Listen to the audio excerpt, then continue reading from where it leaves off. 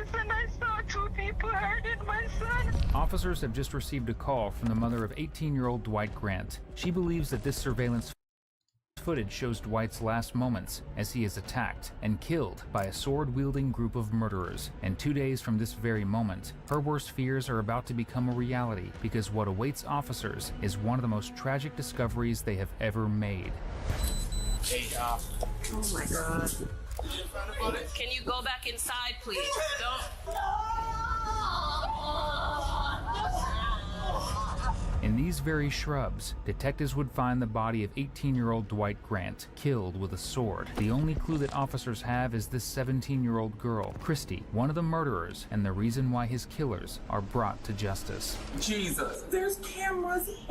I'm gonna assume that it was like it was probably Level's quarrel. I'm assuming that's what happened, but we don't know just yet.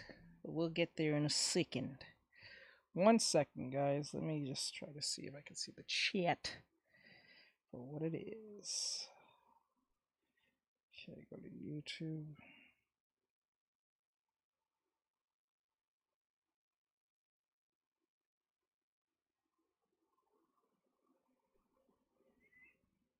There you go. Everywhere. Why would you do that? Tell Monday what you need. We're creating an agent and naming him Tony. Now let's give him context. Definitely I'm giving Tony access to the relevant boards, let's say brand, asset library, production board, and social initiatives. Now he has permissions for what we want him to know, but we still manage his access. So we have full control, and of course, every decision has a human in the loop. Now we let Tony get to work. Let's ask him for social content. He already learned our brand guidelines, our content calendar, and now he's suggesting social content for every channel according to our brand's tone of voice. Awaiting my approval, of course. No code, no consultants, just execution. That's it. 60 seconds work, and my team has an always-on partner for everything we do. You can't see the vid? Oh, I see the hearts. So nice, I see hearts. I see the hearts. Thank you. Okay, good. I was making sure of that. Okay, hold on. 18-year-old high school student Dwight DJ Grant of Miramar, Florida, was never the kind of young man who would head out somewhere without telling his mother first. But that was exactly what happened on October 17th, 2021, as he seemed to have disappeared from the apartment complex he was living at without explanation. Concerned for his safety, his mother, Magdalene Emile, reported him to the police as a missing person. While other family members assist in the search by placing posters and checking out nearby hospitals, the police launch a full-scale investigation in the hopes of tracking him down. Dwight's family searched far and wide, but were unable to find him. Even the police did not seem to know where he could have gone. Not willing to give up so easily, Magdalene is convinced that the security cameras at the apartment complex that they lived at must have recorded him at some point. After speaking to the apartment staff and informing them about her missing son, she is granted access to the CCTV footage to see if she can find where Dwight was last seen and what might have happened to him. But what she saw next shocked her to tears. Without delay, she shares her terrifying findings with law enforcement. Hello? Hello? Yes, how you doing, ma'am? This is Officer Espiritu Santo at Miramar PD. Yes. What's going on?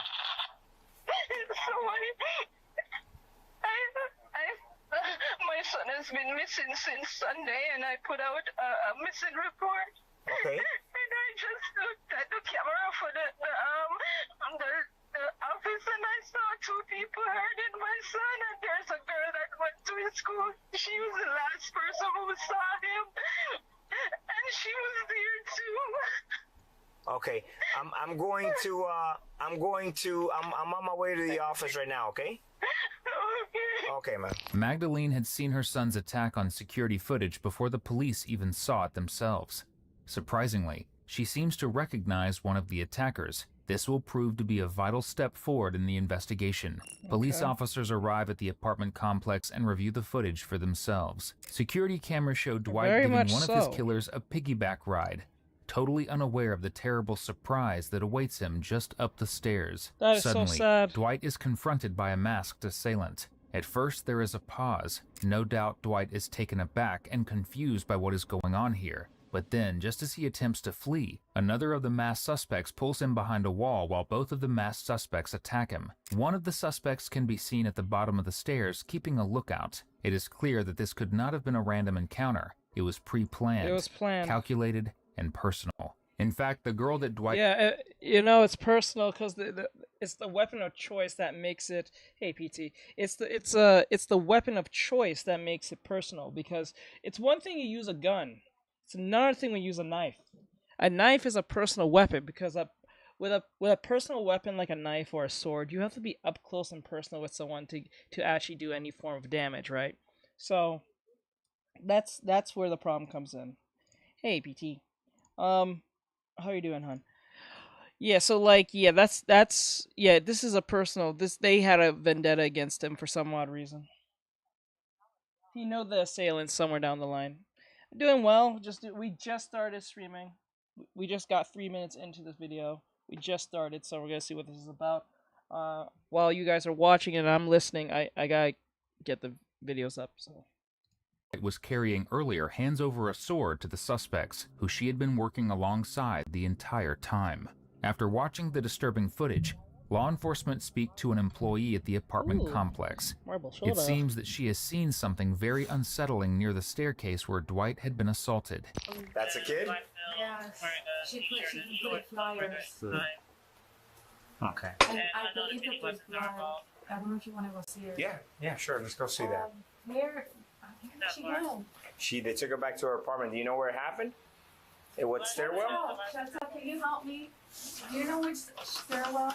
Yeah. It's the stairwell that's closest to her. Yeah, B112. B112. Okay, let's go over there and check that out. Has to be if she mentioned it. You saw what happened in the video or no? Not really. No, I didn't. I'm waiting like you to see for the footage to be recording on the USB drive so that I could see it. Have you ever seen her son around? No, we're good people. Like you don't listen to bad ones. You know what I mean? Yeah. The tenants that give you trouble are the ones that you know. That you know. Okay. So these are good people that don't bother anybody. So this is where they live. Okay. Yes, it is. It's just the eyes need some work. I'm trying to figure out how to fix that part, and then we have to do the hands, and then we'll be good. Yeah, I think the only thing that we have left for the commission is just that we need to make sure that, one, the eyes are correct, which they are not. They need to be colored way better than this, like mine. And then two, we have to do the hands, and then once the hands are done, then that's where I do the separation process, and now make sure everything's separated and labeled as such. I tend to make this mistake a lot. For those who are into VTubing models, make sure when you're ever doing any of these parts, I would always suggest to label everything, and you have to label in a specific way. Yeah, we're gonna get to the hands in a second. I'm just gonna do the eyes first, and then we'll do the hands, and then we'll be done for the day. Because since I got on late, we will have to stop around 7 or 8 o'clock. It's 5 something, so I'm gonna let this play, and I'm gonna try to figure out how I'm gonna do it with the eyes and the hands, and then I'll do the separation process probably tomorrow, because I don't have time for all that. Because mainly I'm going to just be labeling and naming everything in a specific way. Because when you're making V2B models, especially if you're going to use like something like live cubism, you have to label each part in a specific way where the software will read it correctly and then see it as such. If you don't label it in a certain way, I think it causes some issues. So this will save you a bunch of headache. I don't like the cutting process because it's very boring. So I like doing it manually in my own way. That's how I made mine. So they're located beside the stairs. It does not seem that it was that big of a mess, which makes this discovery all the more suspicious. The police intensify their search for Dwight. Right now, they desperately need an answer to one very important question. Where could the perpetrators have taken him? One of the officers interviews friends and family members of Dwight at the nearby apartment, who have more to share about the young man. So what grade are you in at Miramar High? I'm a senior, 12th grader. 12th grade? Yes.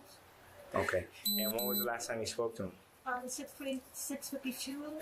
On Sunday? When was the last time you saw him? Earlier in the week, maybe Monday. Monday, the week before, at school or? After school. And we'll. Okay. Just give me a second. Just stay here. Let me speak to you for a second. What the hell? Oh my god, I forgot. Hold on, guys. I forgot. Since I turned off Pi, we're getting stupid commercials. I will fix that in a second. We don't want no stupid commercials playing through here. Alright, to fix that, I have to... Okay, go to... What did he tell you? We're at 6 minutes and 13 seconds, so I'm going to... Okay, there we go. 6 minutes and... We're at 6 minutes and 13 seconds. Oh, there we go. And then I'm going to go over here and make it big like this. There we go. Sorry about that. No commercials. What did he tell you on Monday? That's how you get real commercials. Anxiety and depression, so like He has anxiety? Okay, so he will check on you. Do you know the girl that he's talking to or trying to talk to? No. No? Does he have a girlfriend? That's my knowledge, no. No? Okay. All right. So you haven't seen him? What's up, man? No, everything good? Okay. All right. Okay. Thank you very much. Okay, so you haven't spoken to him since. Is this his behavior? Like, does he do it? He's a good kid. He's a good kid. He doesn't drink. He doesn't smoke. If he goes out, he has a plan. He goes out with his friends. He calls literally all the time to let us know, like, what's up, how you are. Okay. All right. Okay. Okay. Same thing with these kids. Have they seen him? Let me speak to them real quick.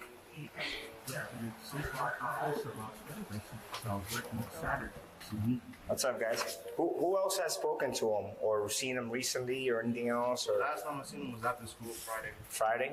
Seen him Saturday. Huh? Seen him Saturday. You guys friends of his? Yeah. Okay. He's not someone to do something like this, to just disappear or anything like that? He's a gamer. Oh, he's a gamer. Okay. Okay. So you guys, did anyone speak to him on Sunday? Just you? Has anyone else? On Saturday, actually. I spoke to him. Okay. All right. Other than that, you haven't seen him or anything else? No. Okay. I spoke to him Saturday night. Seen him Saturday. Do you know anyone that he's maybe had beef with, or anyone that he's had trouble with? Yeah, or anyone that he's talking to? He doesn't affiliate himself with things like that. Okay. All right, give me a second, all right? You guys are good to go. If you guys want to hand out the flyers and help out, you can, okay? Friends and family members of Dwight have a lot of praise to share about him, but none of them seem to know what happened to him or have any idea as to where he could have gone for a split second. It almost seems like finding him will prove to be quite the challenge. However, just meters away from the stairs where Dwight was recorded being attacked, officers make a stunning discovery. He's right there on the floor. You want me to get on and call for rescue? Hey, no, you don't. You're all right. We have to make it clear. Hey, okay, we're gonna have to make sure. Oh my god.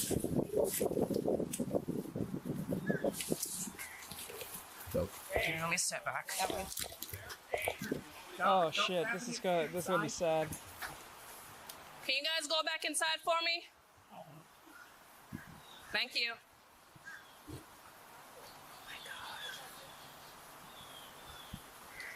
Alright, are you live? Alright, I'm off right now. Can you go back inside for me, please? Please.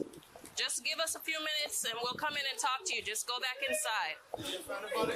Can you go back inside, please?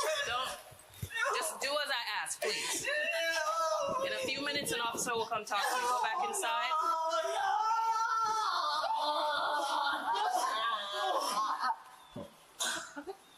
Dwight's body has been found hidden in the bushes just meters away from the staircase where he was assaulted.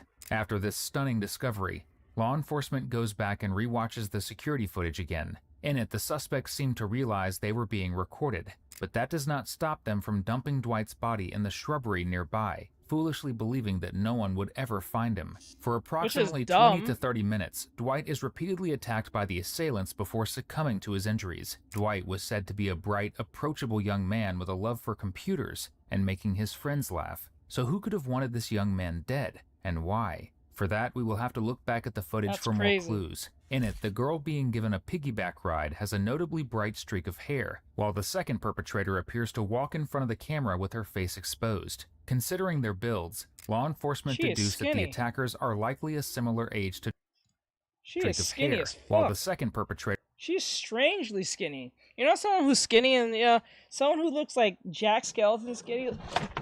Oh, shit. Hold on. Oop, oh my god, I dropped the thing. Hold on, I got you guys, hold on. You know, like Jack Skeleton, like, they look really, like, lanky. Like, they're skinny, but they look lanky. Like, they look extra skinny, and then everything they do look emphasized. Kind of like that. It's kind of weird. Appears to walk in front of the camera their hands with are her really long. No, I just fell. The tablet fell on my leg. Face exposed. Considering their builds, law enforcement deduced that the attackers are likely a similar age to Dwight. As mentioned earlier, Dwight's mother believes he knows exactly who the woman with the streak in her hair is, Christy Parisian, a talented student who goes to the same school as her son. Upon... Okay, let's fuck you. Fuck you. Let's not give the killer or the accomplices any form of praise. That talented student. That's a demon. Fuck you. I don't give a fuck. That shit crazy. You can't be out here calling them giving them praise like that when they're doing the most. That's dumb. That's crazy stupid. Calling her, Christy confirms that she is indeed the last person to have seen Dwight. While law enforcement takes her to the police station for further questioning, detectives arrive at her mother's apartment. Do you mind talking to us? I have Detective Woods here. Hello. Hi, how you doing? I'm good, thank you. Good. I heard the message. I was at work. I don't know. I'm waiting for my sister to go over there. I got the message. You got the... come over here. What happened? I just need to speak to you over here for a second.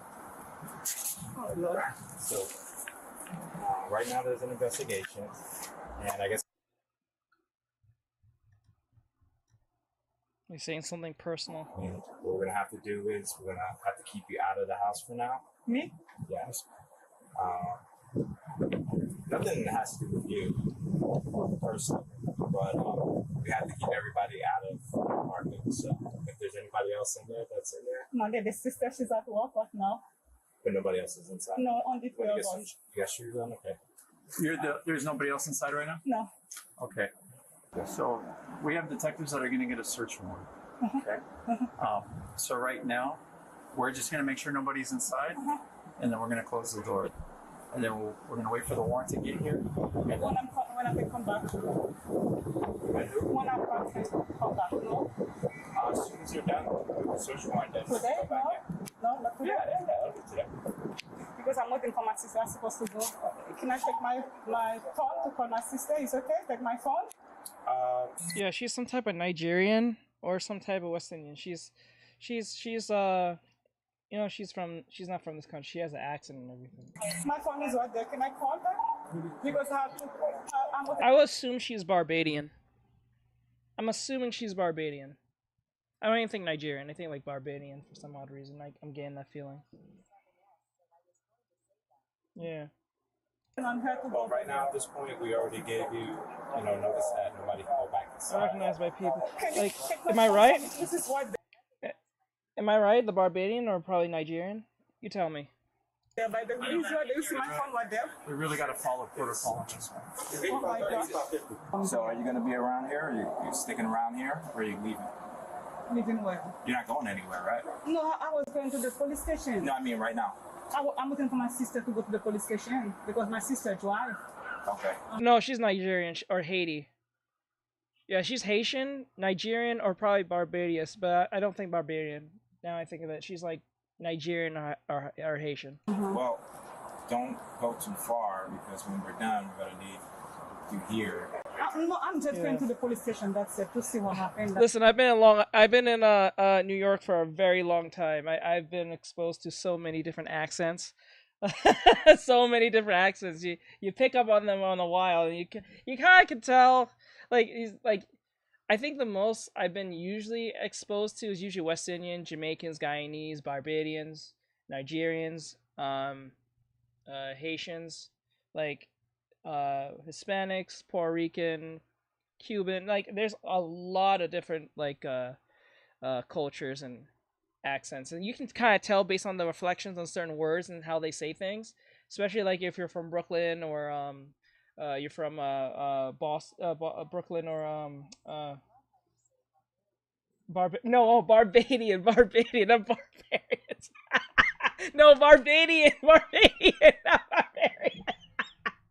If I said that, if you heard barbarian, if you said barbarian, I'm so sorry. I meant Barbadian. I'm so sorry. I meant Barbadian. That's Rihanna. Rihanna's Barbadian. I'm gonna just be a Barbadian. That's all. To see what him. That's it. I'm not going nowhere because what do I know where to go? I mean, honestly, you go to the police station, they're not gonna tell you anything. Oh, and Trinidadian. I forgot. Trinidadian, Guyanese, Jamaican, Antiguan. Was it Barbadian, Haitian, Nigerian, and then like there's like more of the Hispanic side, Dominican, Puerto Rican, Cuban. Not a lot of Cubans. I've never run into a lot of Cubans before. More Puerto Rican and Dominican. Very rarely for me, like it's weird to say this, but it's like rarely for me when I was living in New York, it was like very rarely was like Asians very much. I like there's Asians, don't get me wrong, but like I never really ran into a lot of Asians, like Japanese, Koreans, like that. Only like usually in food stores and stuff, but like I don't know. Following a search of the home and like gas stations, there's Indians and stuff like that. Police allow Christy's mother to acquire her phone. That's when she shares a voicemail from Christy herself, who tells her mother that someone had been murdered and that she is being interviewed about it. Over at the police station, Christine is being spoken to about the case. During that time, she brings up a name that would later prove to be especially important in the investigation. So basically, I went over there to Dante's house. I met two guys, you know, the boys cat called them was Ayo, their mom. I was like, hello, hi. You guys took my name, my name's Christy. They said, they said their name was Gabriel Ryan, blah, blah, blah. So you met these two guys as you were walking from your house to the White's house? They were like, Ayo, mom. I'm a mom, but like, no boyfriend, please, no, she had to stop. Wait, oh, something popped up. That was weird. Okay, so it's like, she said, boyfriend, please, no cheat, inaudible, who's your boyfriend? So what, you accuse them of cheating? Is that what happened? Oh, okay. Is he your boyfriend? With Dwight to like hook up with him or? With him because I found he was there it is. That was the reason. That was the reason. She thinks she believes or allegedly he was cheating on her and she thought this was the right time to get a bunch of simps and kill him. That is so sad. You can't just like expose someone and say he's a cheater and people make fun of him. You have to kill him. And you're super young. It's like, are you really expecting yourself to be with this person at a very young age from whatever, like your teenagers all the way to like in your 30s? Most likely not. Not saying that's not possible. Not saying that hasn't happened. But the likelihood, I wouldn't really put a lot of bet on it. Yeah, he died. Poor guy. Did he cheat on you with somebody from school? I really do hope not. Oh, you don't even know who he cheated? I found out he was cheating on me because I read his messages. I was being his stupid girlfriend. Like, I went to sorry. Please. Look, we've all been there. I'm gonna sound like a really pissed off girlfriend right now. Don't mind me. A really pissed off girlfriend right now. Don't mind me. Don't. It's so audible you can hardly hear what she's saying. So far, it sounds like a typical drama between high school students. Suspecting her boyfriend, Andre Clements III, nicknamed Dante by his friends, had been cheating on her. She alleged that she was going to do the same with Dwight to get her revenge. But how could petty relationship issues escalate into a full-blown homicide? Wait. So, she has a boyfriend who is not Dwight. The boyfriend, she found out,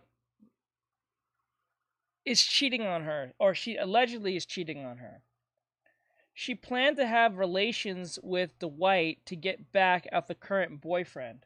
So why is he dead? Why is the unsuspecting dude you're going to cheat with dead? You didn't have to done anything with him yet. Why is he dead? Something that is not adding up here.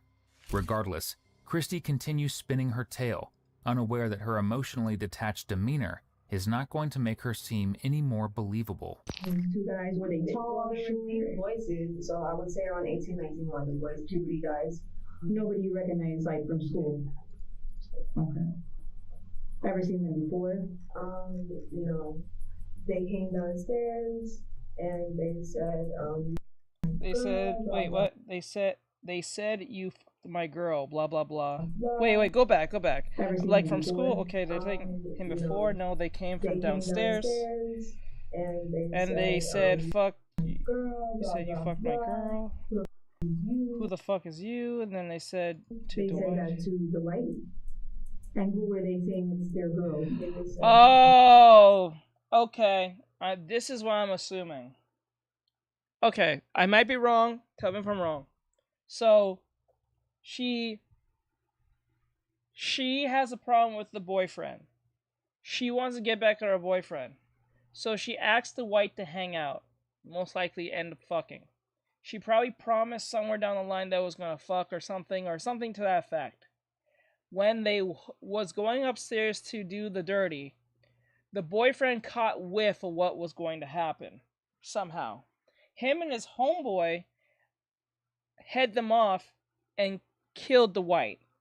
In retaliation of him ended up trying to have sex with her. That's what I'm getting at with this. Maybe I'm wrong. Because you never really truly know the story till like it's totally like exposed. But I'm saying that's the only thing I can think of. But So then they were arguing, and then what happened? They were arguing. Good question. Where they're arguing, my girl, blah blah blah. He tried to run away, and then they grabbed him. They started to beat his ass.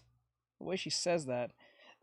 Why would you say beat his ass to the police? It even sounds like sounds so unsympathetic to his situation. Makes you think you're even more the killer than they are. Started to talk at one point. My back was what? At that point, my back was just turned completely away. Turned completely away because I did not want to hear anything. I wanted to say anything. I didn't want to say anything. Did not want to be complete witness to the entire. Complete witness to the entire thing. What knife? It was a knife. Come on, girl. Why are you holding back on me? Well, why didn't you tell us that before? Because I was screaming. I'm sorry. So they beat up Dante. They handed you the knife. You went to the corner. They handed you the knife, and you went to the corner. Then they threw him over the railing. They threw him.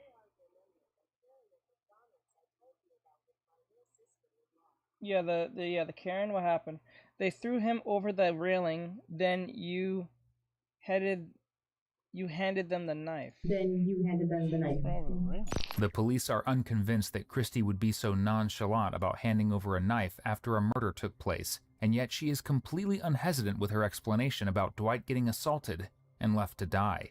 There just seems to be no sense of regret in her voice about the whole thing. Yeah, so besides, the mysterious individuals that she mentions here do not exist. A detective who lived in the two examiners don't exist. Apartments nearby would go on to confirm that no such people lived in the area.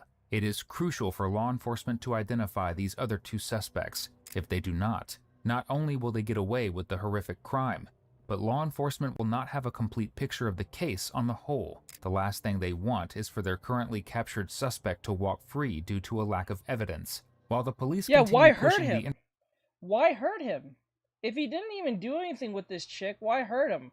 Why not scare him off a little bit if that was the case? If you were so concerned about your girlfriend cheating on you, but you're a simp for doing that. When your girl decides to talk to another dude just to get back at you, she never liked you in the beginning. She just likes toying with you, right? Like, that's not a girl you want to fuck with. Like, Because all that means is every time there's going to be a problem or a scuffle or some type of issue, she's going to use that against you just to keep you in line, or she's going to use that against you just to make you feel away. That's not a good person to deal with. That goes for both boys and girls. That's not just a girl thing. That's just a horrible individual type thing.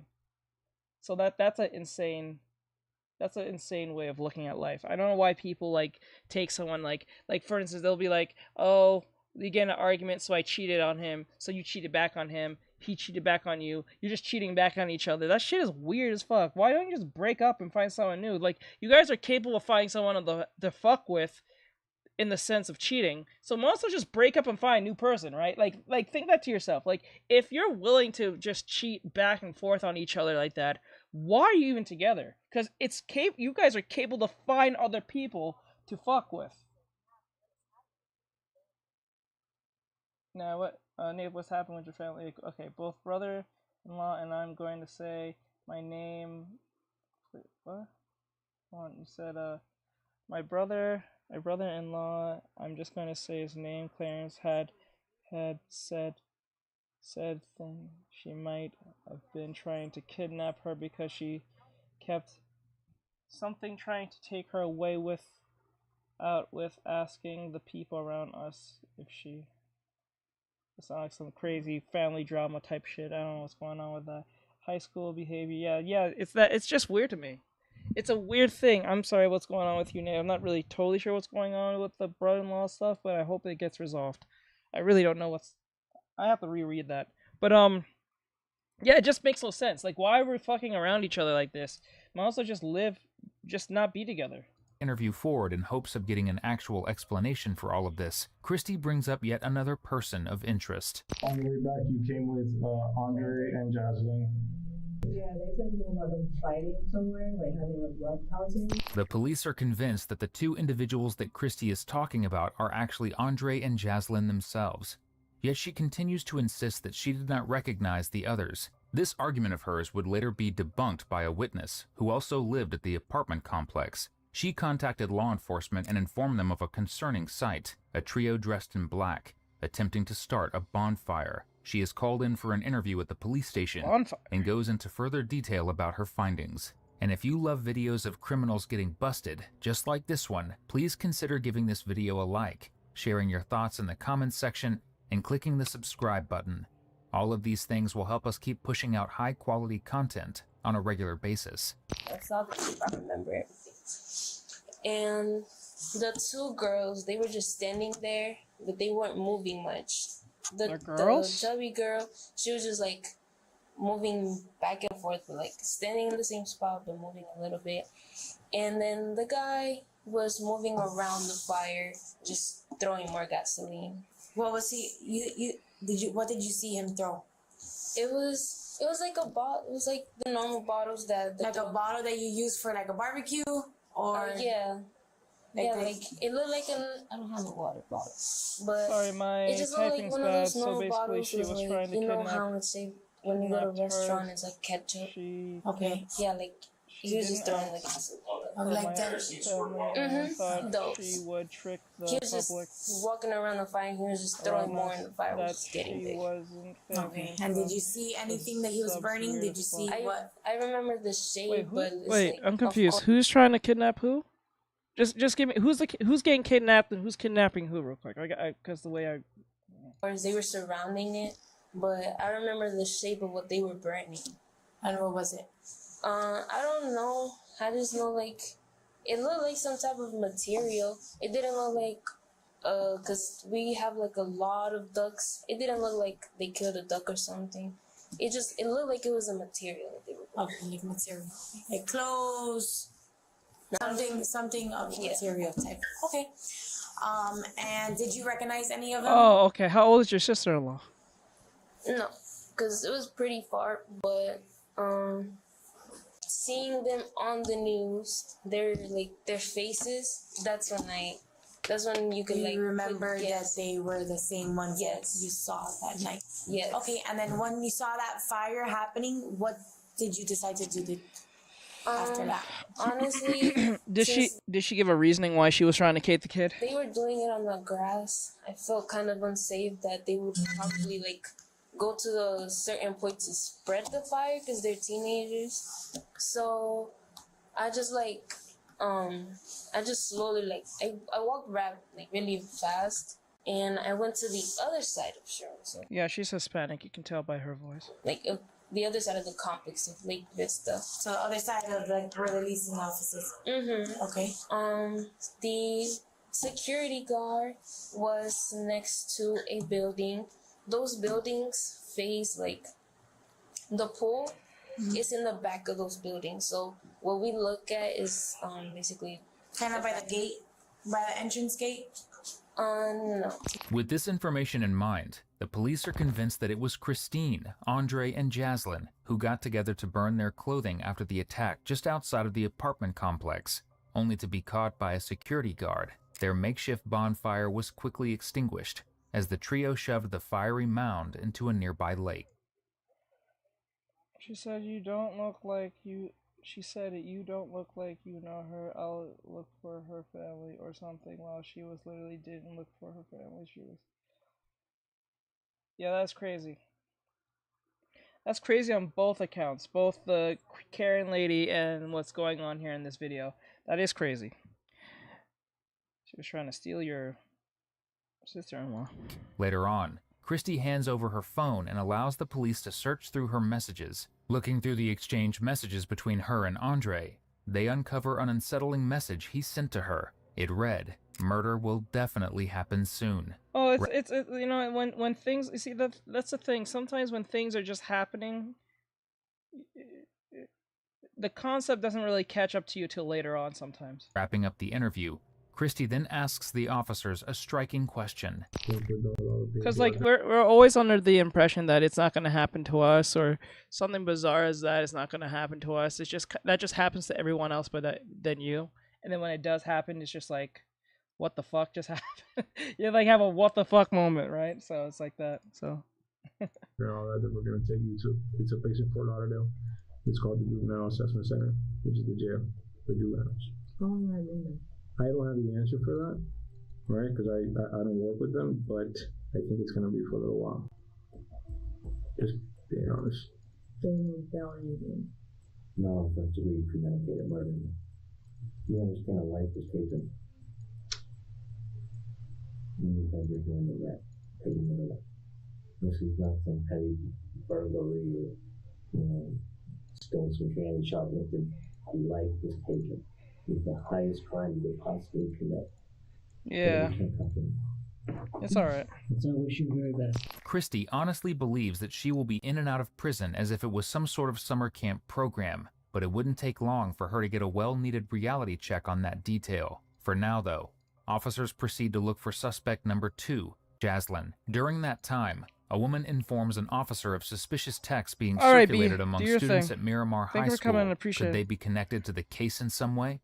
In the chat, they had ridiculous screenshots of it. I didn't want to bring her here, just because the girl that does this shit, she's in a gang and this and that. So I didn't want to. But in the chat here, she said everybody was asking where he was, and she's like, I saw him yesterday. It was the most traumatizing moments of my life. It's with this, and then they asked her what was wrong, and she FaceTimed them and said that he touched her inappropriately, which that's hearsay, whatever. But this part right here is what's getting to me, because she says that she's in this gang, she does all this stuff and blah blah blah. But so I have like all the screenshots I took from my niece to give to you guys. So I don't know if it's anything. It may not be anything, but at the same time, as a parent, I just have to. I wouldn't feel right if I didn't give it to them. Let me go get the case number real quick so that way I can send you a link and I'll upload it with you. Okay. The reason why these texts are so important is that in Christy's text history with Jaslyn, the pair had been sending one another particularly disturbing messages fantasizing about murder and stabbing people. Oh, she's just fucking crazy. Okay. This has nothing to... Oh my god, the boy is just a random act of violence. The boy is just a random victim. He has no true prior connection to this bitch. She's just crazy. She's one of those psychopathic people who fantasizes about hurting people. So he just became a literal contestant to our bullshit. He didn't All that story she gave was bullshit. There was no boyfriend. There was none of that shit. She just killed someone for the love of the game. Yeah. She killed the man. She killed the boy with the samurai sword. Yeah, she killed the boy with the samurai sword. She purposely did it. It was planned out. He was just a victim. Nothing more. He has no connection to this lady, to this woman whatsoever. Like that. She got near him by promising him sex, and as soon as that happened, they killed him. There was no sex that happened. It was just a reason to get close, and then they can grab him and then kill him. He was just a literal victim for the fun of being a victim. All of these were written weeks in advance. Had this attack been premeditated for that long? Officers arrive at Jaslyn's mother's apartment and have a chance to speak to Jaslyn herself. Honestly, the fact that they premeditated that, they should get the death penalty. I think people who do shit like this, you should instantly get the death penalty. It's one thing if you rob someone and that you premeditated a robbing and it goes wrong, right? Well, actually, it's not a dating app. I think they knew each other from school. And she just promised him sex because she gave him probably the same bullshit, you know what I'm saying? Bullshit story. That is fucking crazy. Herself to see if that is indeed the case. Did you hurt this person? I didn't. Like, I don't hit him or anything. I was just told. Yeah, it's high school. Make sure he's safe. High school. I'm sorry, I didn't hear it. I was just told to push him and make sure he stayed at the party. Which is what we figured after seeing that, you know, we get killed all that. No, you're not wrong, Mikey. You're not wrong. I don't trust dating apps either. 100%. I know. You're not wrong. I need to know. Like, does this implicate my It probably is. Maybe you guys close in age. Action of what happened. I don't know exactly what happened. You're telling me that you were told to do something? I don't know what you did. I don't know what you didn't do. She said that she was told to keep him in a corner. Okay. I think after school, because they was all together. I don't know if they were skipping. I doubt it, because they said he was a good kid, so. And he had straight A's and all that crazy shit. He's like gifted or something. He was like a gifted individual type shit, so I don't think they were skipping school. I think he came right after school, because they said he was known for telling his mom everywhere he goes before he goes anywhere. This was like the one time he didn't, and this is where the sex part, I believe she promised him sex, so she didn't want to tell his mom that. That's probably what happened. That somebody had pissed him off, or somebody was messing with somebody else's girl, or something. It had to do with some type of chick. And that he was upset and that he needed some backup for his fight. He told me it was just a fight. I want to make sure that you both understand, because I've said this already to you in the past, that you guys don't have to stay here. You do not have to talk to me. Are you going to arrest my child? No, I'm not going to arrest your child. Yes, he did. But I want to make sure that you understand that, because she is 16. I'm being completely honest with you. I want to hear what she has to say, but I wanted to reiterate, because I said it to you and she wasn't here. That's all. Okay? You understand? Do you understand what I'm saying? I understand what you're saying, but I don't want to go to some police station and leave without my daughter. I'm just saying we don't have to. We have to hold this house, but you guys don't have to stay here. That's all I'm saying. That's all I'm saying. I'm sorry. I'm sorry I cut you off. He told me to dress up in all black. Yep. And fall. Wait, what she just say? I'm sorry I cut you off. He told me to dress up in all black and fall. I won't do rag or anything. He just said, do this for me. I just did help me out with a fight. We're fine. We walked all the way there. And we walked up the stairway. So let me get this straight. Okay, so wait. Okay, so the girl, the one with the glasses, not this lady, but the girl who was at the police station. She was fucking that one dude. The dude and this manly chick, the fat bitch, got together to fight Dwight. Dwight was promised to get sex from the girlfriend who has a problem with her current boyfriend to get back at him. Stupid thing. I don't even think she told him that she had a problem with her boyfriend. Something tells me that she told him she was single. Probably told him she was single and she don't see that boy no more. I don't know. That's probably what happened, because I'm pretty sure if he knew that she was still seeing or was still wanting to be with that ex, I don't think he would have showed up. Say he was a bright kid, so I don't think. Now the police understand Christie's role in all of this. She was the bait who lured Dwight to his doom. As for Jaslyn, considering her portly size, not only was she there as additional muscle, but she also assisted with hiding the body. He was sitting there, and I followed him down the stairs, and he told me, just be chairs. And make sure when you're here, sit here. Yep. Stay here and just look intimidating. Just scare him. And then we're rushing downstairs because and we're both chugging him into the corner in the stairwell. We pushed him in, and we were fighting. What is it called now? Newport Towers? Do you know what Newport Towers is? It's kind of like where Walmart, kind of like behind Walmart, kind of.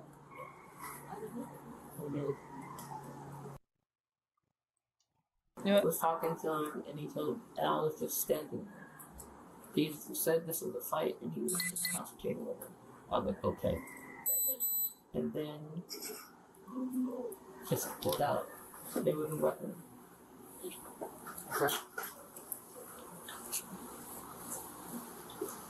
I was told to hold it. I was also given gloves before we got there. And I pulled down place, and he won. He hurt. I'm sorry? He hurt him. What do you mean by he hurt him? He hurt him very badly. And then he told She don't want to say it. She stabbed him. She said hurt him very badly. She wants to say she stabbed him. to help him. Not even Jaslyn's mother knew about this whole crime. She is hearing all about it for the first time, and now she is going to make her thoughts known. You know how much investigation ID shit I watch. I got you. Do you know how much true crime shit I watch? No. You can't get away with nothing. That's probably why she thought this was smart, because she watched all that shit all the time. They think people who watch true crime stuff always think they're trying smart enough than what they know, because they always think if they watch enough true crime shit, they can get away from the police. That is the most dumbest thing ever.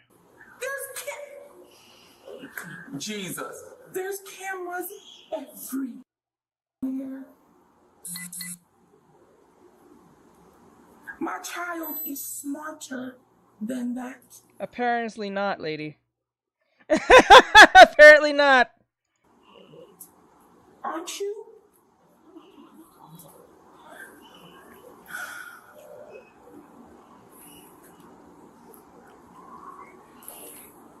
Because he asked you to? So do you think that's what being a friend is? Nope, That's not being a friend. That's not your friend. They're your enemy.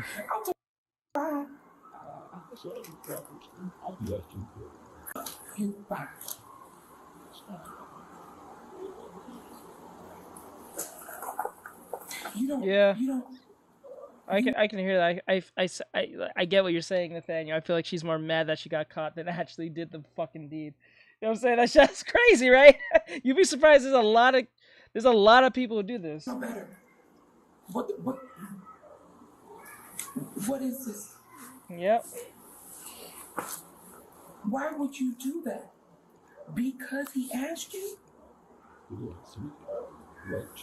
Maybe she low-key liked them. That's probably why. She probably low-key liked them. Again. Did she tell you how? I'm just hearing this. Oh, okay.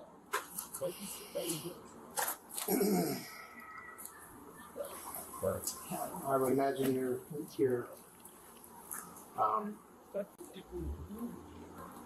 you'd like to know. You're curious.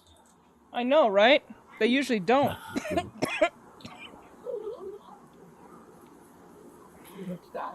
I don't even want to know that a 16, 17-year-old is capable of doing this. No. I need for you to keep... It's not even that you're capable of doing it. It was your own daughter who did this. It stopped, and it was over, and everything stopped. I was trying to just pretend and forget that it didn't happen. Yeah, it was a samurai sword. It was not just a sword. It was not a knife. It was a samurai sword. I already knew that something like this was going to happen. I already knew the cops were going to show up sooner or later. Excuse me? I was trying to just pretend and forget that it didn't happen. I need for you to keep talking.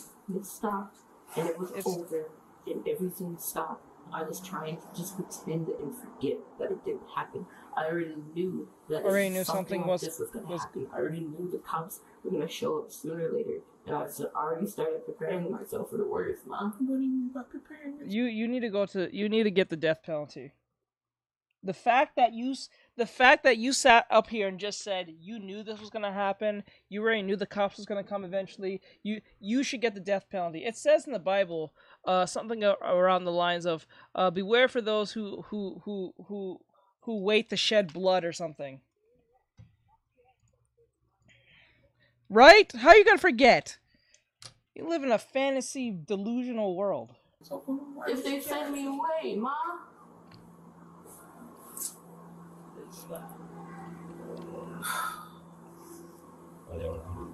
Because by everything I've already said, I'm an accomplice, and I know this, but I'm sorry.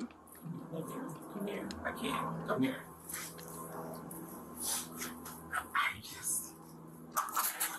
With Jaslyn fully admitting to participating in the crime, she and her mother are taken to the back of a police car for further questioning. This is a perfect opportunity to extract more information from her. Did the suspects really take a teen's life over something as petty as relationship issues? Or could there be more to it all that the police have yet? Here it is. It says here. It says Proverbs 1:15, verse 16. It says here, "My son, do not walk in the way with them. Keep your foot from their path, for their feet run to evil, and they make haste to shed blood." In Romans 3:15 through 17, it says, "Their feet are swift to shed blood. Ruin and misery are in the paths, and the way of peace they have not known." So they don't know the way of peace at all. All they know is confusion and death, destruction. That's all they know.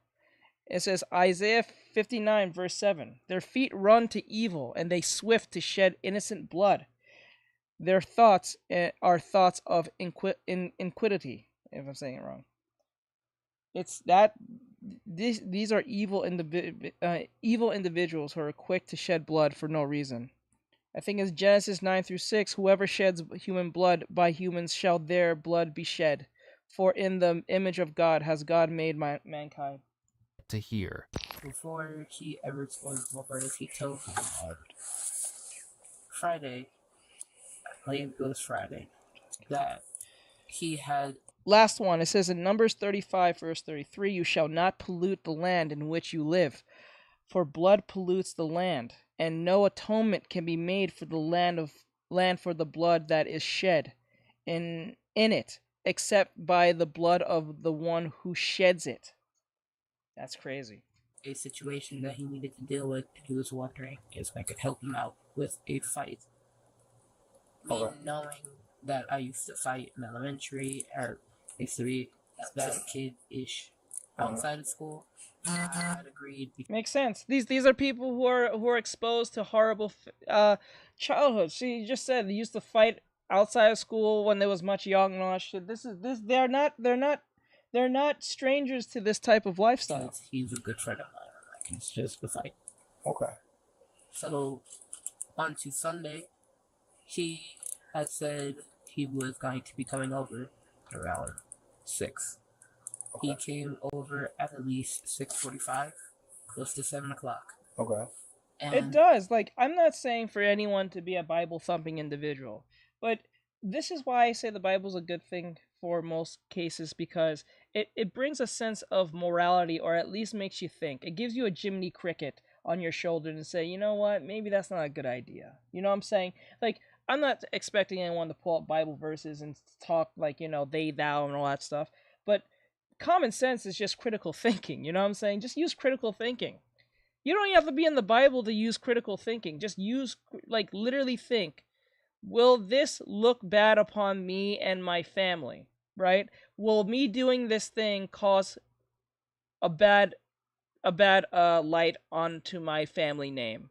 Will this dishonor my father? Will this dishonor my mother? Will this dishonor my siblings? Will this dishonor the family pet? You know what I'm saying? Like, when you start thinking like this more often, you're not quick to put yourself in harm's way, right? Or you put others in harm's way, right? Not any excuses for her. I used to have, let me see, he says, she's in high school again. No, she's in high school, yeah, but like critical thinking, like no matter how much you're in high school, you know what's wrong is wrong, right is right, right? You know fighting people is wrong. You know killing someone's wrong. You know leading to someone to their doom is wrong. You know this is wrong. They know it's wrong. She even said it was wrong, even to the point that, remember, this was not on a whim. This was not a last second whim. This was planned weeks before.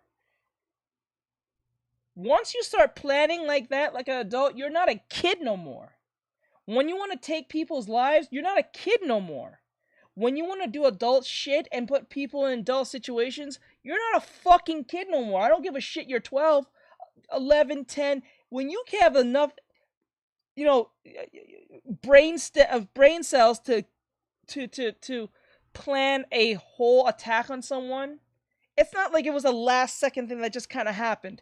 It was weeks in advance. I don't care how much a kid you are. We need to put horrendous consequences even on children to a degree. Horrendous ones. Because the problem with people who says she's a kid or she's in high school, the problem with that is a lot of them have this idea already that because they're a kid, they can get away with it. Or because they're a kid, they're not going to be harshly punished. Because they're a kid, they're going to get out. Put that anger in sports, put in something in, like, you know, you can take that hatred, take that anger, and put it in something constructive, right? But when you just out here lashing out and stuff like that, you need to be dealt with as such. You can't do adult shit and not get an adult prize. You know what I'm saying? It is what it is. I don't give a shit. She could be fucking 9. All the way to, like, God knows whatever age you consider a kid. Kids know that if you do some stupid shit, there is a form of consequence. You may not know how deep that consequence goes, but the fact that you know there's a consequence in general should at least put a little bit of your pea brain to realize, I ain't gonna do that. That's not a good idea. Maybe we should do something else. Maybe that's not the best strategy. You know what I'm saying? Like, it's just, like, that kid shit has to go out the window after a while. Because remember, these kids are smart enough now to leave the house at a very young age and go 10, 20 hours away from home. Remember, that little girl was 12. She left her house 10 hours away to get, you know, raped by a grown man she was talking to for weeks. She was 12. She somehow got convinced to leave her home that is 10 hours away to go to a man she has never seen to be raped horrendously by. And she was gone for what, 3-4 days?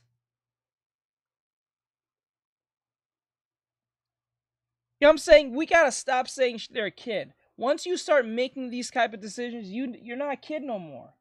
And the sad thing is, after she came back to her family, she's not a kid no more. She's a kid in size and age, but her mind is so far gone now because she was raped and held against her will for 3-4 days. She's not going to mingle with children the same. If anything, she might become a predator to other children now when she gets bigger. She's not going to have sex with children. She's not going to have sex with people around her age. She's going to have sex with people much older than her now. Much older than her. She's going to be used up in everything because her mind has been warped in such a way that it's going to take extensive years of therapy to fix that. It's not even fixing. You're just mitigating. Actually, you're not fixing. So after a while, they're not kids no more. When you're exposed to a certain degree, you're not a kid no more. He had proceeded to tell me the whole scenario of you were gonna get dressed all black. You're gonna wear clothes that you don't care about. You're gonna wear gloves. You're gonna wear do-rag. I know the whole layout of the building and everything that we need to do this. No. Get dressed, just wait, and now go. Okay. We had gotten dressed, we had prepared. My mom had got home. We had told her that we were going to go on a walk. We had left the house immediately with... We had left the complex through this gate. For the main gate for this community? The complex to our... Leaving the gate, we walked to our right. Okay. All the way down. He was explaining to me that the person that me and him were going to fight with, and a person was going to seduce to get him to come downstairs, had messed with a girl that he knew and had, essentially from what I know. Okay. What? This is what What? This is what he had told me. So you're gonna go on the words of someone who told you that insane thing, not knowing the story? That's the problem with y'all young people. That's a fucking problem, and critical. That is we need to change that in schools. We need to have critical thinking classes. Common sense shit to in the most social aspects of ways. This bitch just sat up in here and said because her friend had a problem with this boy. She was told by the dude who had the problem with the girlfriend or something like that he told her that he raped somebody. And she just went with that. And remember, a lot of people have a different definition of what rape is. Remember, the DoorDash girl said she was SA'd from a distance. And she was still running with that whole excuse till the wheels literally seared into the cement. Now she's in jail, I believe.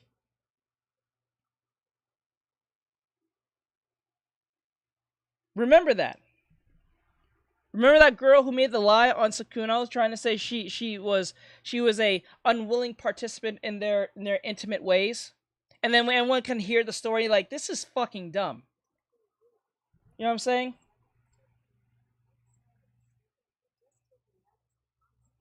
Getting one side of the story and taking that as the concept, that is insane, right? That is dumb.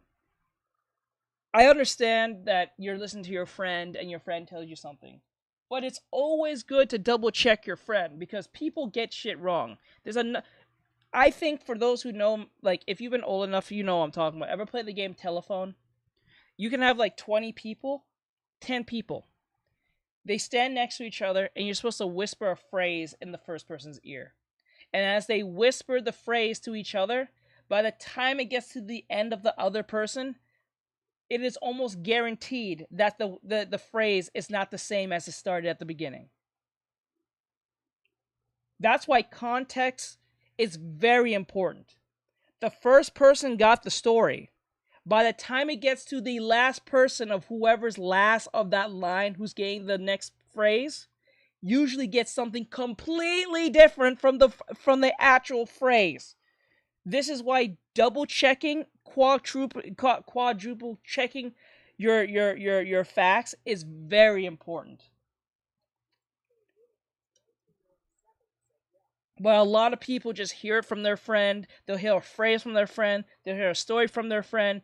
Family member too. They'll hear something from their friend. Never choose to check it up. Not seeing any nuance. Nothing. They'll just take it as it is and run with it. And then when anyone else gives them any form of new information that might contradict what their friend or family says, instead of saying, you know what, that makes a lot of sense, what they'll do is, oh, you're just being an apologist. You're being a this. You're being a that. They never said you're lying. They just don't like what you said because it contradicts their worldview of you now. And because they don't want to alter you being the enemy of them, because for some odd reason for young people, or just mostly Americans specifically, fuck being young, just Americans, as soon as you're perceived as a specific type of enemy, whether it's true or not, they will stay on it till they are forced to change it, and ever rarely, right? So that's the problem with that type of thinking. That is a dangerous way of looking at life. If someone is being accused of something, it is only your job, if you don't have the full story, to hear everything and have everything in check. So when you make a critical choice, it's made in sound mind, not in, I'm not really sure, I'm not completely aware of the whole story, but I heard that one buzzword, so therefore I'm gonna get mad and just stay angry at the person, regardless if they actually did it or not. Right? That's a dangerous way of looking at life. That is a dangerous way to destroy people's lives under just the veil of perceived as such. This is why in here in America, they're considered innocent till proven guilty. There's a reason why we do that. In other countries, you're guilty just off rip till proven innocent.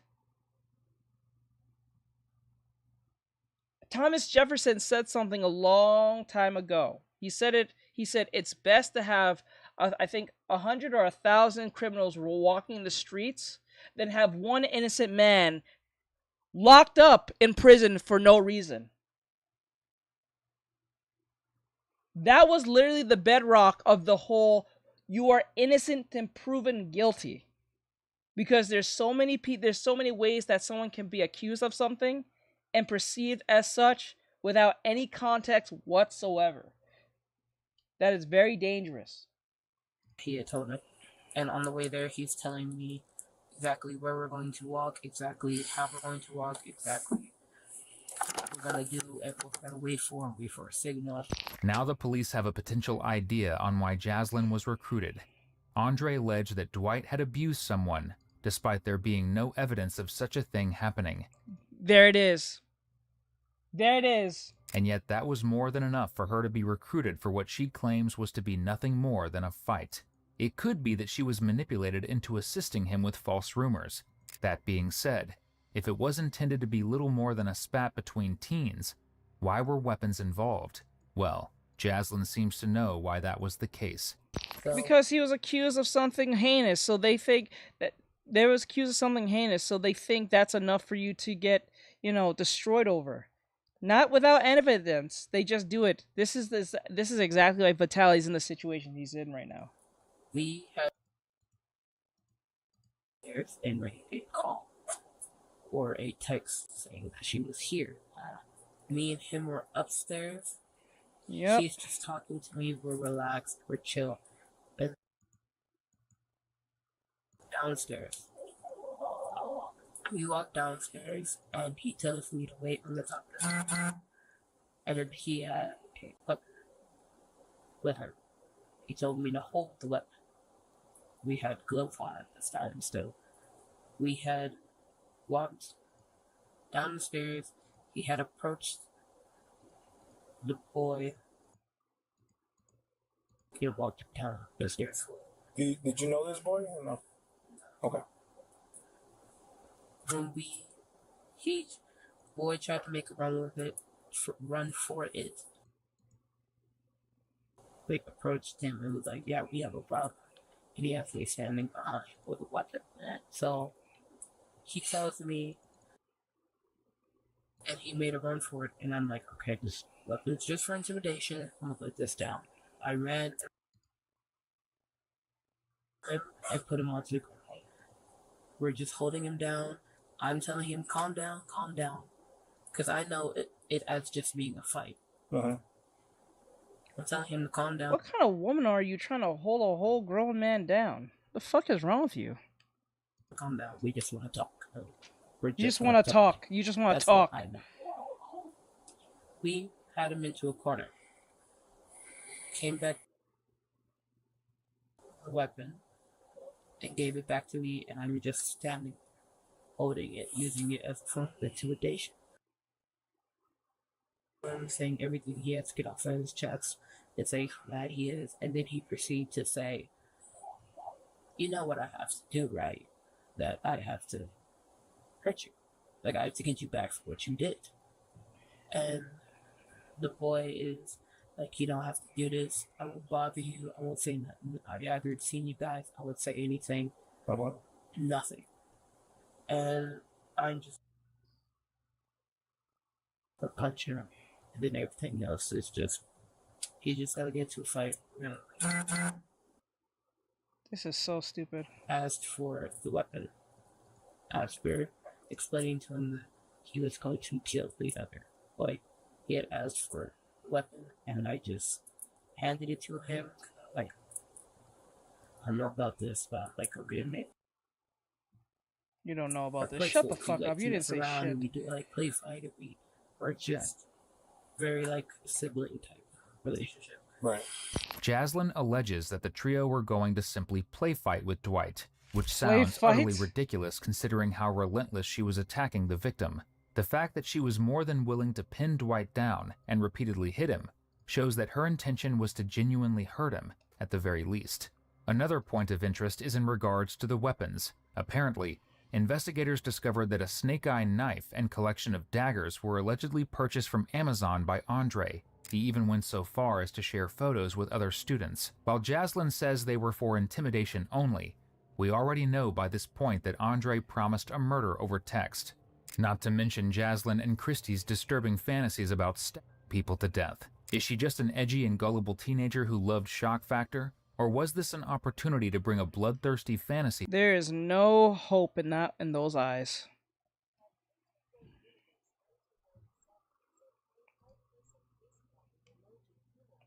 Right? Play fight, right? What is play fight? That calls roughhousing. If anything, that's called roughhousing. There's no such thing as a play fight. You know who play fights? Puppies. Puppies play fight. They don't roughhouse, they play fight. Only a baby animal does that. To life. The officers are about to find out for themselves, as Jaslyn then goes on to detail how Dwight was attacked. So I'm in a position where I'm holding both of his legs, and I've wrapped him around his under torso, and I just feel poking right here. And I'm wondering what that is. And the other boy, he has the weapon just like blazing it, just like trying to not get on him. And then he had another smaller weapon, and he took that out. Right here. Where's right here? On the neck, like back side of the neck? Like side. On the right side? Right side. This is incredibly I sad. had backed up and I was like, weird. You guys can't just play video games? You just can't play video games? We can't just play GTA? Like, can we not just go inside and play fucking video games? Like, we have to do all this shit? Like, what the fuck is this? It's not right. Just help me with it. It's fine. Like, you can't go on the internet and troll people? You can't do that? You have to do shit like this? And I'm sitting here. What a fucking loser. You're a fucking loser. He's a piece of shit. And he stopped what it is. Like, I don't know how to do this. I don't know how to help this. I'm just gonna sit here. I'm not get a punch. and I'm just holding it. Like, stop, tell Chrissy to bring this, and then also the void was just like, you're gonna kill me. Just play fight. Or like end it, because he kept going in and out. He's like, out, and then Sam would do something. And yeah. And he had told me and Chrissy, he had to get cleaning supplies, and at this time the gloves that we were at blonde wiring for ripping and torn, and I was getting nervous and I was getting scared. And I wasn't showing any of it because I'm just like, I don't. If I show this, they're gonna know that I'm like I can't do this, and I'm like freaking out. Do what you say. I didn't tell them this, but I'm like, I'll do what you say. It's what it is, and whatever happens, happens. Whatever happens, happens. My God. The blood, and the boy was by now dead. Body and carry him to the dumpster. I'll be seen by the cameras. Move his body and carry him to the lake by the apartment complex, or just get him somewhere out of here. So I had helped a certain direction under the cameras, under the one camera that we saw right there, and into the bushes. And at this time, we both had not eaten. We both were exhausted, so he's like, push me back here into the bushes and just leave him there. We'll figure out what to do with him at different times. And I just say, okay, because prior to this, he had told me that this was the first person he had ever killed. No, that's her voice being distorted. She's trying to come off as extremely like innocent. So she's talking very low, sounding like she was crying, and it's a little distorted because she's like trying to talk under her breath. I'm having a hard time hearing her too. Because remember, hold on, let me see.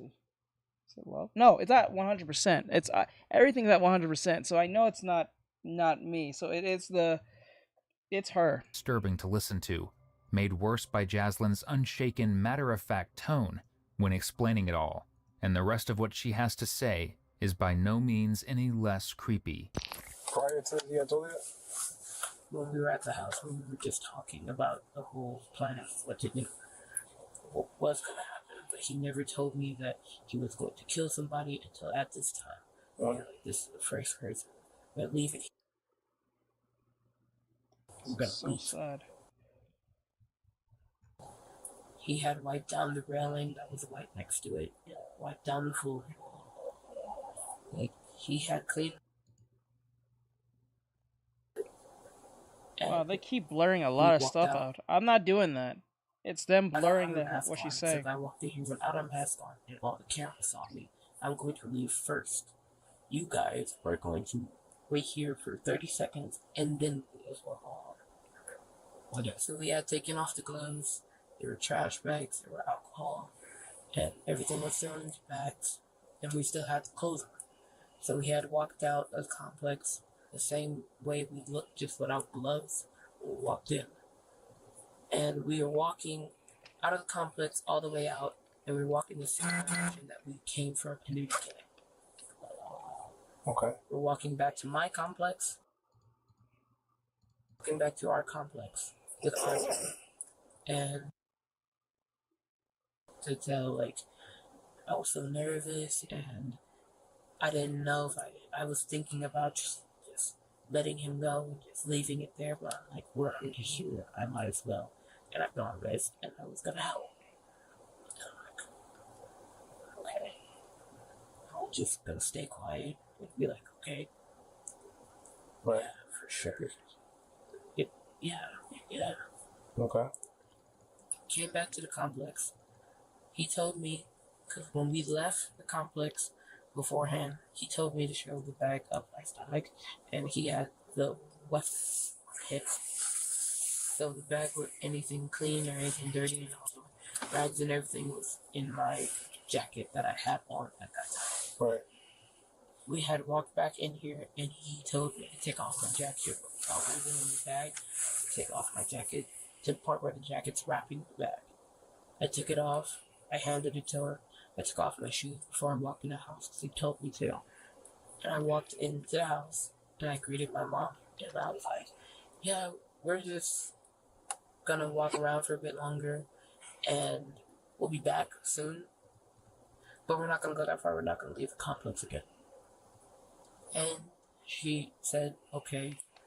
And then she wondered why I had like an extra bag and a spare pair of shorts that I have and my slides. I was like, yeah. I don't know if she thought the slides, I think she thought the slides were mine. I don't know if she thought the shorts were mine. But we had walked out, I had walked back to the house, and I had walked around the corner. Around this corner right here? Around the stairwell? And around back to where we took off any extra clothes that we had. And we placed it into a pile, and we sprayed gasoline or flammable oil all over it. Right. And there we have it. The confirmation that they did indeed try and destroy the evidence, as well as clean the crime scene of blood. If they had not noticed the camera that captured all three of them, then there is a chance they might have put more effort into disposing of Dwight's body. Jaslyn allegedly hid the weapons in her mother's home, hoping that no one would find them, but it didn't take long for Dwight's mother to start calling people and asking around, thereby sparking this whole investigation. Later, Jaslyn and Christy are placed in a police car together. They proceed to talk about the arrest and their parents' reactions, unaware that every word is being recorded. I turned 18 in January. I turned 17 in February. Doesn't really matter because you turned 17. I turned a legal adult in January. But I don't get out by January. Damn, none of you are 18 yet. None of you are 18 yet. Everyone who died, everyone who was involved is not even 18. You ruined your life before you even hit 18.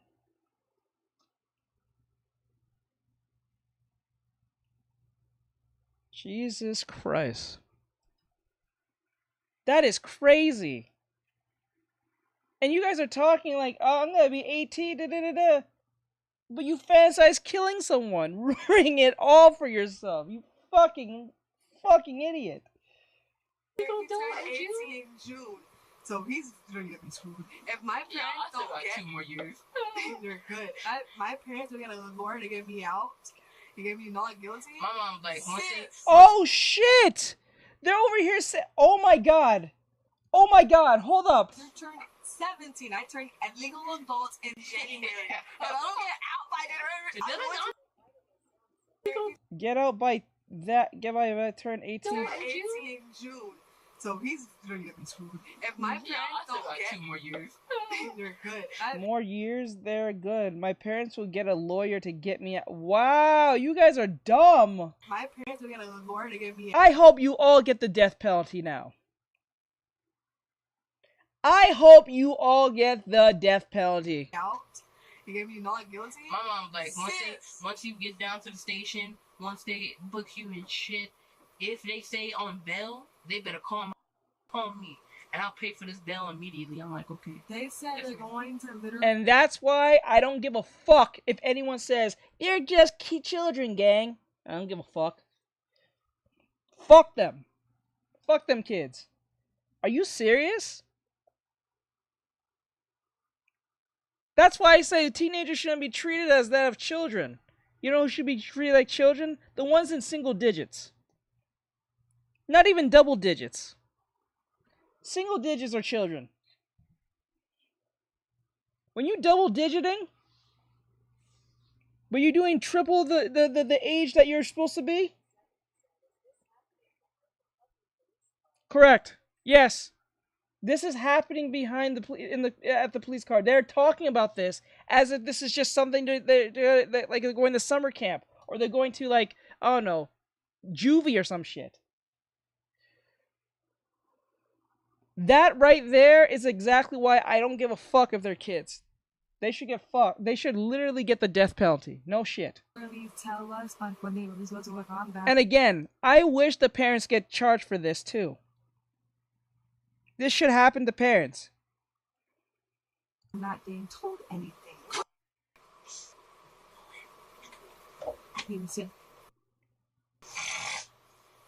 We know what's great to the camera. That's like right there. That is like his. So I would everybody's with you.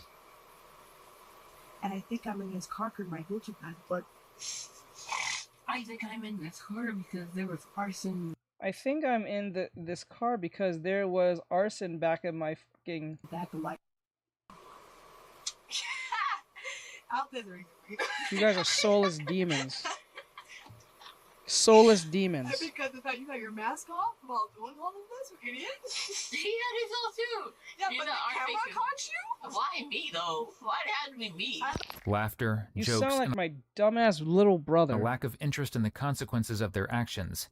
These girls do not seem to think very highly of the situation at hand. No. And are confident that they will be out in a few years. Little do they know that the police are already uncovering vital DNA. I'm sorry, this picture looks very ominous. This bitch looked like a demon. She looks like one of those cryptids. This bitch looked like a cryptid.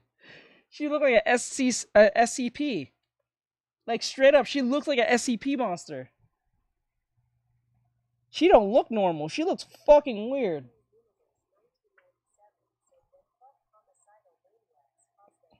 Right? PT's right behind me on there. You guys get fucked. Straight up. Evidence that will implicate their involvement in the crime. From the bonfire, detectives recover Jaslynn's rubber gloves. Meanwhile, upon searching Christie's home, they uncover a purse with cleaning supplies that were used to scrub the crime scene clean, along with boots that were stained with Dwight's blood. Though the pair continue chatting and speculate on what will happen to Andre, what they do not realize is that just a day later, on October 23rd, he decides to willingly give himself in to the police. Hang on one second. That's the most smartest dumb thing you ever did. That's the smartest thing you did so far.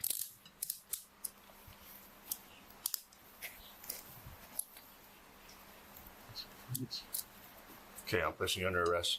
You have an active warrant out for your arrest. You understand that? Yes, sir. I got you. Thank you. Do you have anything on you that's going to stick me, poke me, or hurt me? No.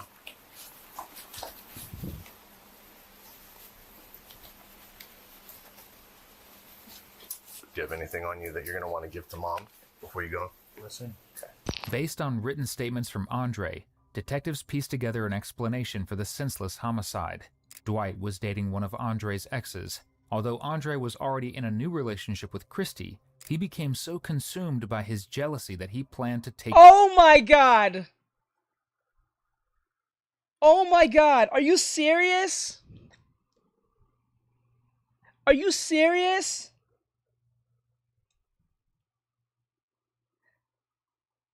That bitch got the devil pussy. She got devil pussy. She attracts demons. So let me get this straight. I got the whole thing wrong. Dwight was already dating this chick. There was already an item. The ex-boyfriend was already fucking Christy. So wait.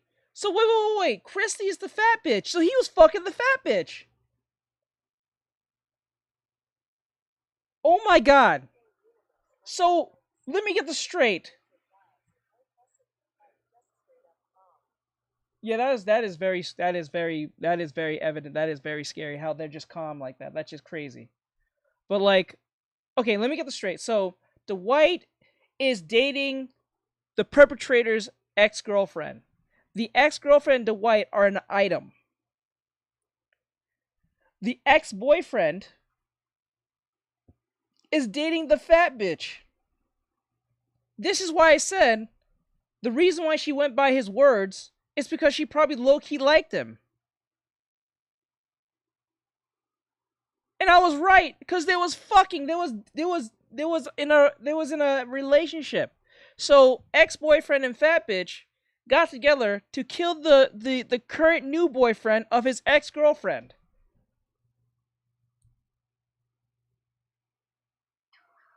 But why?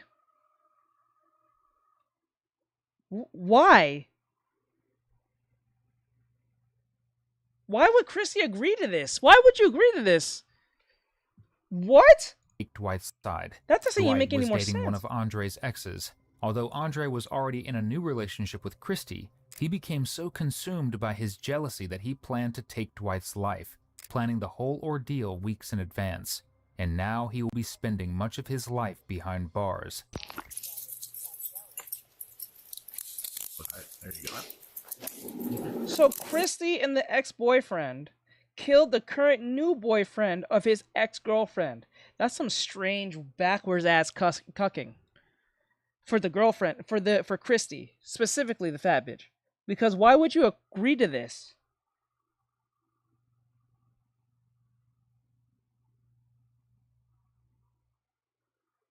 Maybe, oh, you know what it is?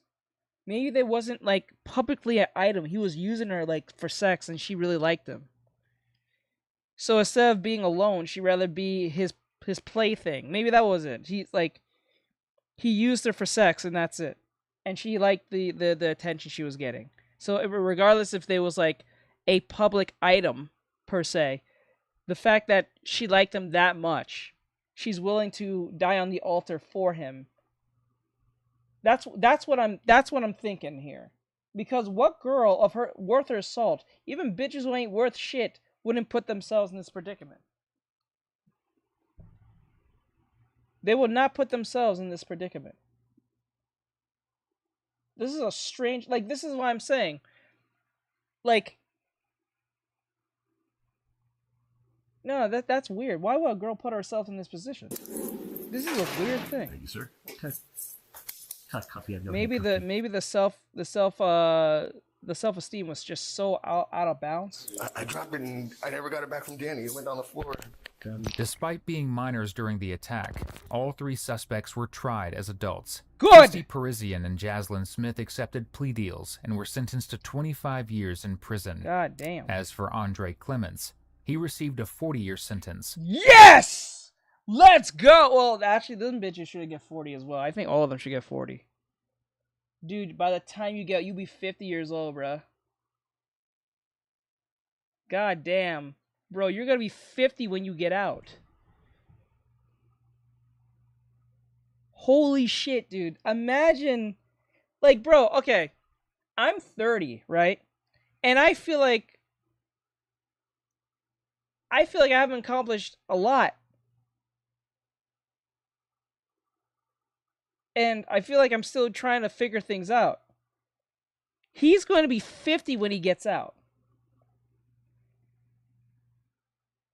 And he's going to have the education of that of like a teenager.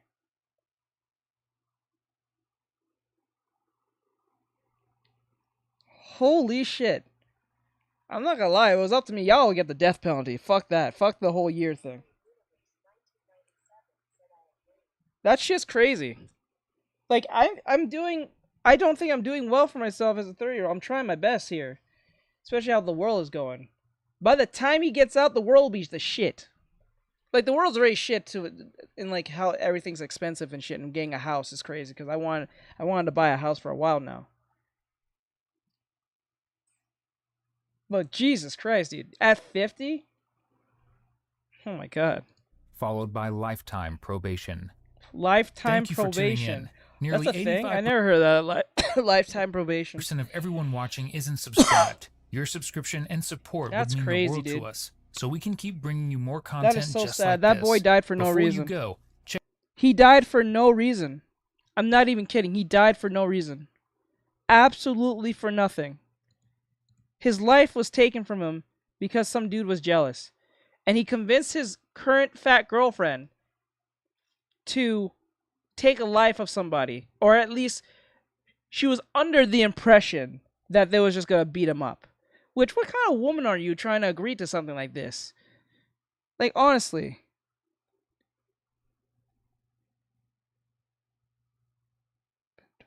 Oh, okay. I don't know what that is. Okay, well, 11 most of the fakes. What? That thing? Hold up. This is weird. Okay. So this is a video. Rest in peace to that boy. I'm so sorry for his family. Rest in peace to him. I know, that is so sad. Imagine someone takes your life under a whim because... I don't know. That's under a whim. Bro was probably didn't know who that motherfucker was. I'm under the impression that that boy did not know who the fuck he was. He only knew him as ex-boyfriend. Pretty near he know who he was. Had no beef with him. That was probably his first encounter with him. I bet you anything he didn't know who the fuck he was. That is so sad. So this is a video by Business Insider. They're a business. It's not really a YouTuber or anything. And it says 11 of the most fake foods in the world. Big Business Insider Marathon. So this food is fake? What do they mean by fake food? It takes over 40 gallons of sap to make just one jug of real maple syrup. Yeah, rest in peace, That's why my one guy. of these bottles can cost $10. And grocery stores are flooded with imitation syrups that don't have any maple sap at all. In fact, tons of expensive foods we love eating might not be the real thing, including wasabi, vanilla, and truffle oil. The main reason why this happens, it's all about money. Some of this is legal, as long as products that aren't the real deal disclose it on the packaging. Oh, I thought you left, Mikey. Oh, you're still here. Thank you, bud. Even if it's a bit sneaky. But often, it's illegal, with entire criminal rings behind these counterfeit foods. Globally, the fraudulent food industry could be worth $40 billion. The sort of least end of it, you're getting ripped off. At the worst end, you're literally getting poisoned. So how did fake food take over our grocery stores, restaurants, and kitchens? And how do counterfeiters get away with it? We travel around the world to learn how to spot the real stuff. Wait, fake food that is being eaten or being presented? Wait, I heard that wrong. Packaging. Oil. The main reason why this happened... Kind of different one. Was looking for some old streams. Okay, bud. Okay, do your thing. It's all about money. Some of this is legal, as long as products that aren't the real deal disclose it on the packaging, even if it's a bit sneaky. But often, it's illegal, with entire criminal rings behind these counterfeit foods. Globally, the fraudulent food industry could be worth $40 billion. The sort of least end of it, you're getting ripped off. At the worst end, you're literally getting poisoned. So how did fake food take over our grocery stores, restaurants, and kitchens? And how do counterfeiters get away with it? We travel around the world to learn how to spot the real stuff.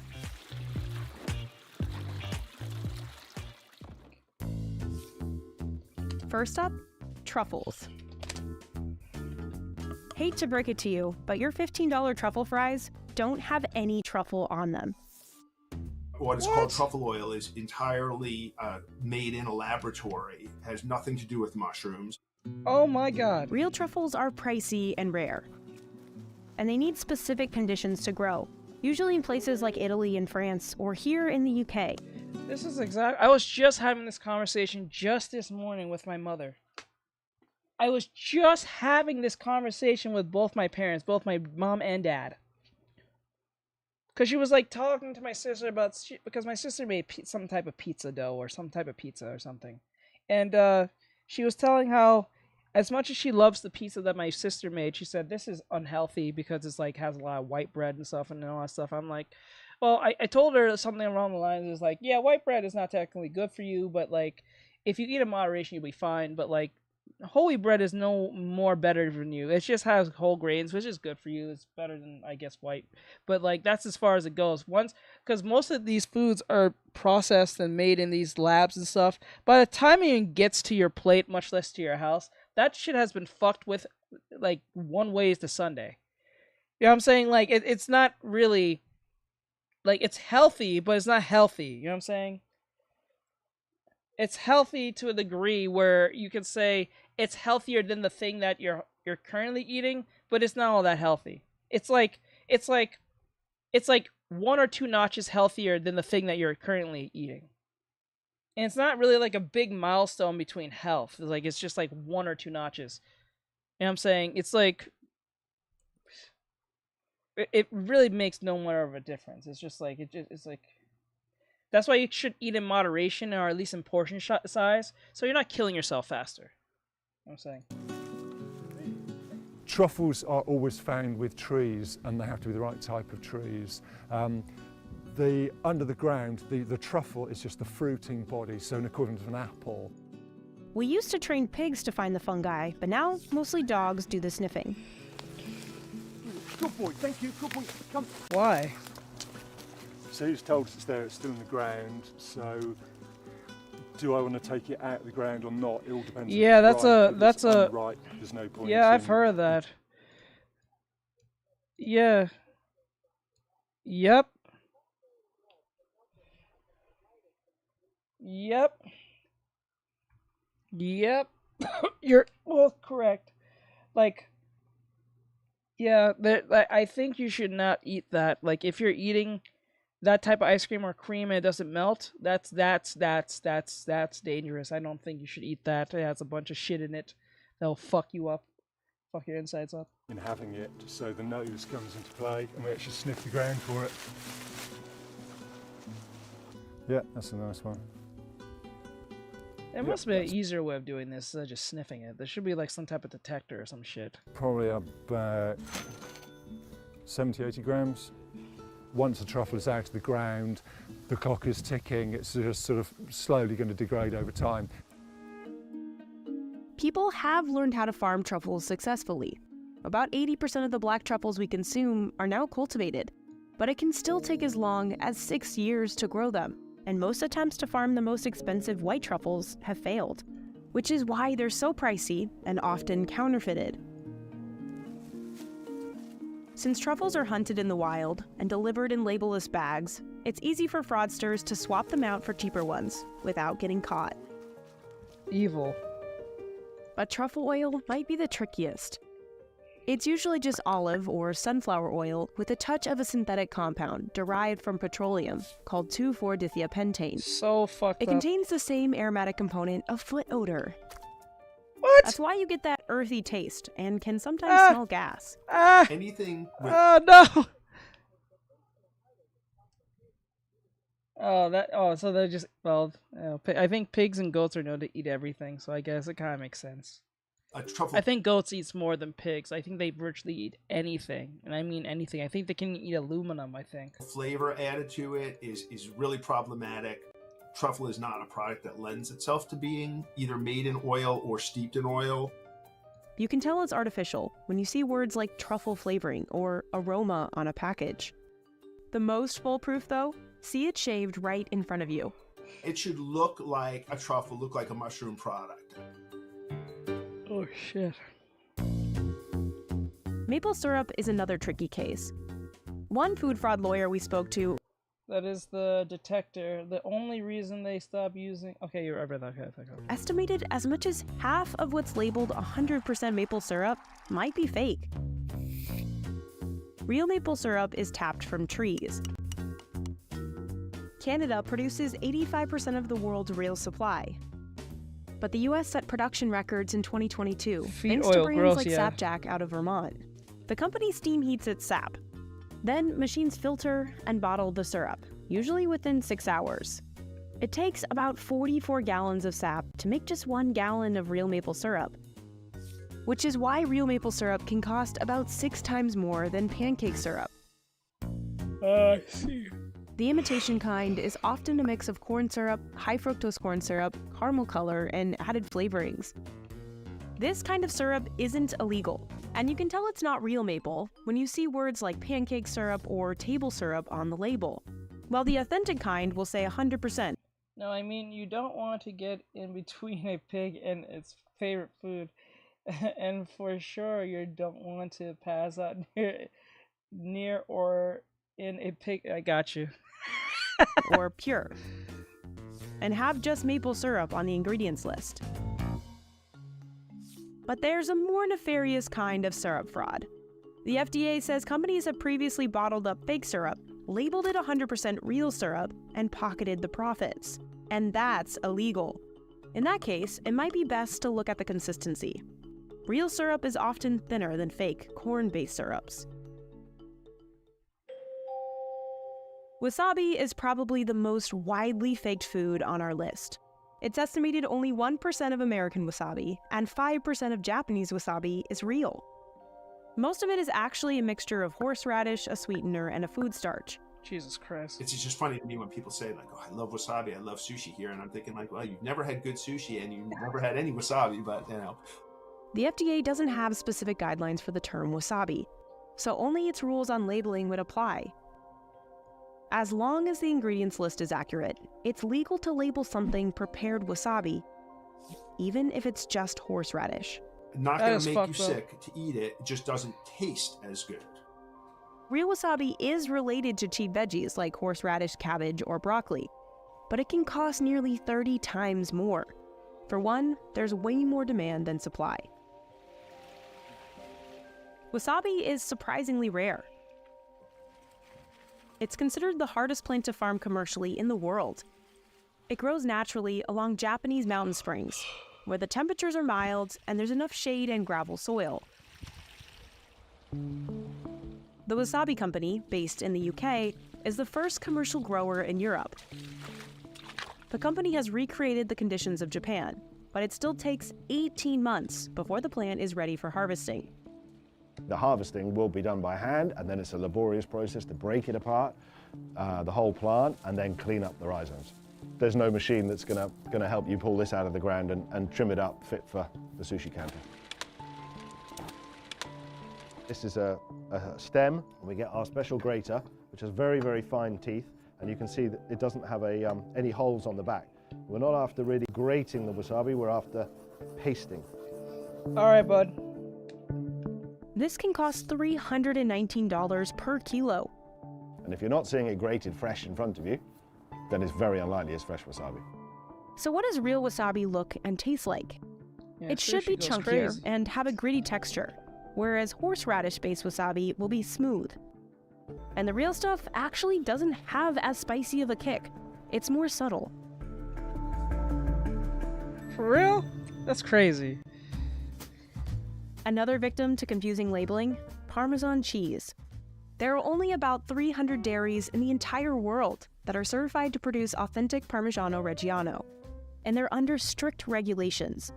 It can only be made in one region of Italy, called Emilia-Romagna. Emilia-Romagna. This is the sole place in the world that has all three bacteria needed to give parm its distinct taste. Cheese masters combine day-old skim and fresh milk. They add whey and rennet, then they split the milk into curds. The mixture cooks for 5 minutes to kill off bacteria and to settle the curds at the bottom of the vat. What's left is a massive 220-pound curd. Cheesemakers dump it into molds and add stencils to identify the cheese as authentic. The wheel heads to brining to form a rind, and then a huge aging room. Se loro ci sono, fermentano le componenti del latte negli aromi, profumi e sapori tipici del parmigiano. It takes at least 1 year of aging for it to develop these crunchy crystals. They're buildups of amino acids, and they hold the cheese's umami taste. But some will stay here for up to a decade. The longer they mature, the more crystals form, and the more valuable they become. One wheel can cost well over $1,000. Damn. But other countries have different laws. In the US, you can legally call something Parmesan without following the strict Italian rules for Parmigiano Reggiano. But why? That for is example, dumb. American parm can be aged for only 10 months, whereas in Italy, at least a year is required. But grated cheese is even further from the real thing. In the US, producers are allowed to mix in fillers like rice flour or cellulose, commonly obtained from wood pulp. They're used to keep the grains from sticking together. The Center for Dairy Research suggests keeping cellulose levels between 2 and 4%. But the problem is, companies aren't required to list the percentages of these fillers, and often, no one's checking. In 2016, Bloomberg reported Walmart's Great Value 100% Parmesan had 7.8% cellulose, nearly double the suggested limit.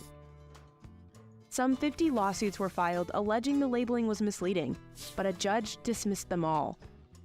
But there's a more nefarious kind of parm fraud, where criminals label counterfeit cheese as real Italian Parmigiano Reggiano.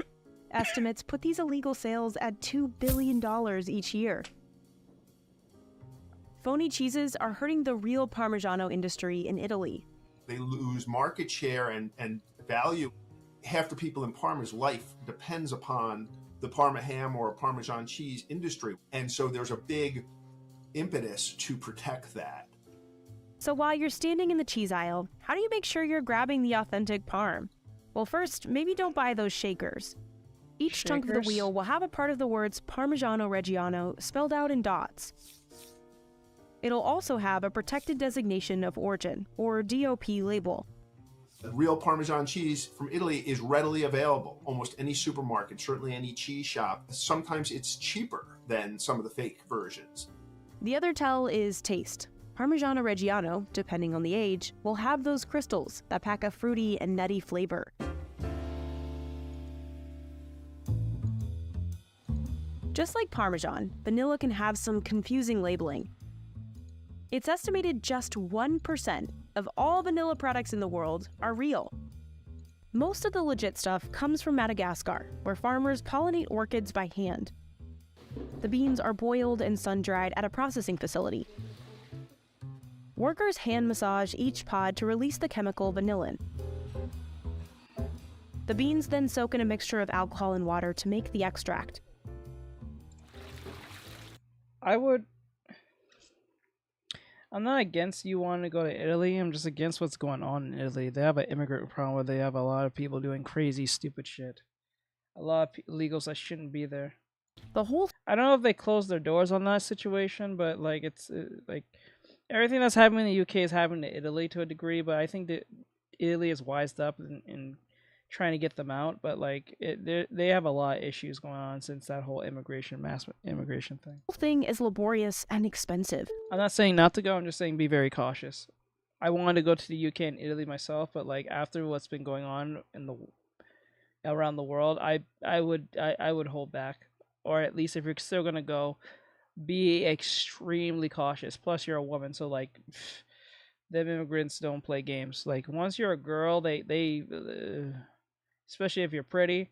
I don't know what you look like, but I'm gonna assume that you're pretty. So if you're pretty and you're a goth chick, well, not goth chick, but I don't think that really counts. But if you're pretty, or you perceive yourself to be pretty, and people say you're pretty and stuff, be very careful because those men have no sense of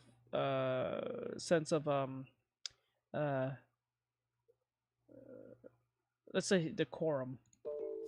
So in the US, many brands sell imitation versions using lab-made vanillin. It's either derived from petroleum or from compounds found in clove oil, wood, and bark. And that's legal as long as artificial flavoring is listed on the package. Damn. But it could be more dangerous in other countries. In 2008 in Mexico, some products labeled as vanilla were found to be made from the beans of a tonka tree, a completely different plant.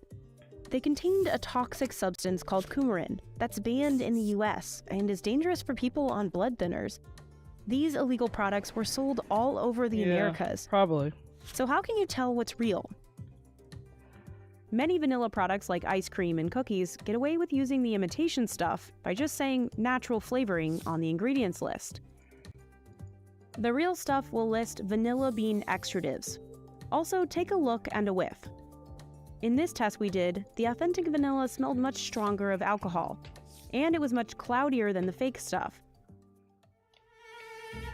Caviar, the most expensive fish eggs out there, can also mean big payouts for fraudsters.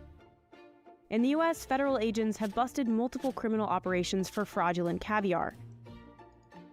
It's often counterfeited. Imagine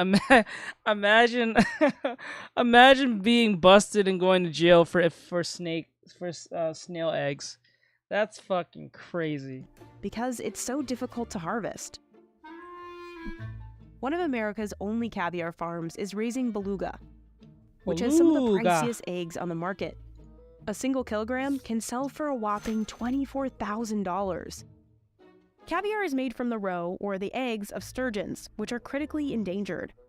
It takes 10 years before a sturgeon is ready to have its roe harvested. Producers remove the egg sac from the dead fish and rub it over a metal grate. Oh, shit. Salting the eggs is especially difficult because workers don't want to pop any of them. A 2-ounce jar goes for $175 at a shop in New York City. Those high prices tempt criminal counterfeiters, who often come from China or Vietnam. They make fake caviar from the eggs of cheaper fish. Or they'll label low-grade caviar as a fancier imported kind so they can charge more, which is hard to catch. I certainly cannot look at a bunch of fish eggs and tell whether they're expensive fish eggs or not expensive fish eggs. So if you're going to spend hundreds on a tiny jar, you want to make sure it's the real deal, right? Well, you can use the hot water test. Real caviar will harden in hot water as the proteins cook, but fake caviar will dissolve. Knockoff roe might look dull and take irregular shapes, while authentic caviar will be uniformly sized and have a glossy shine to it.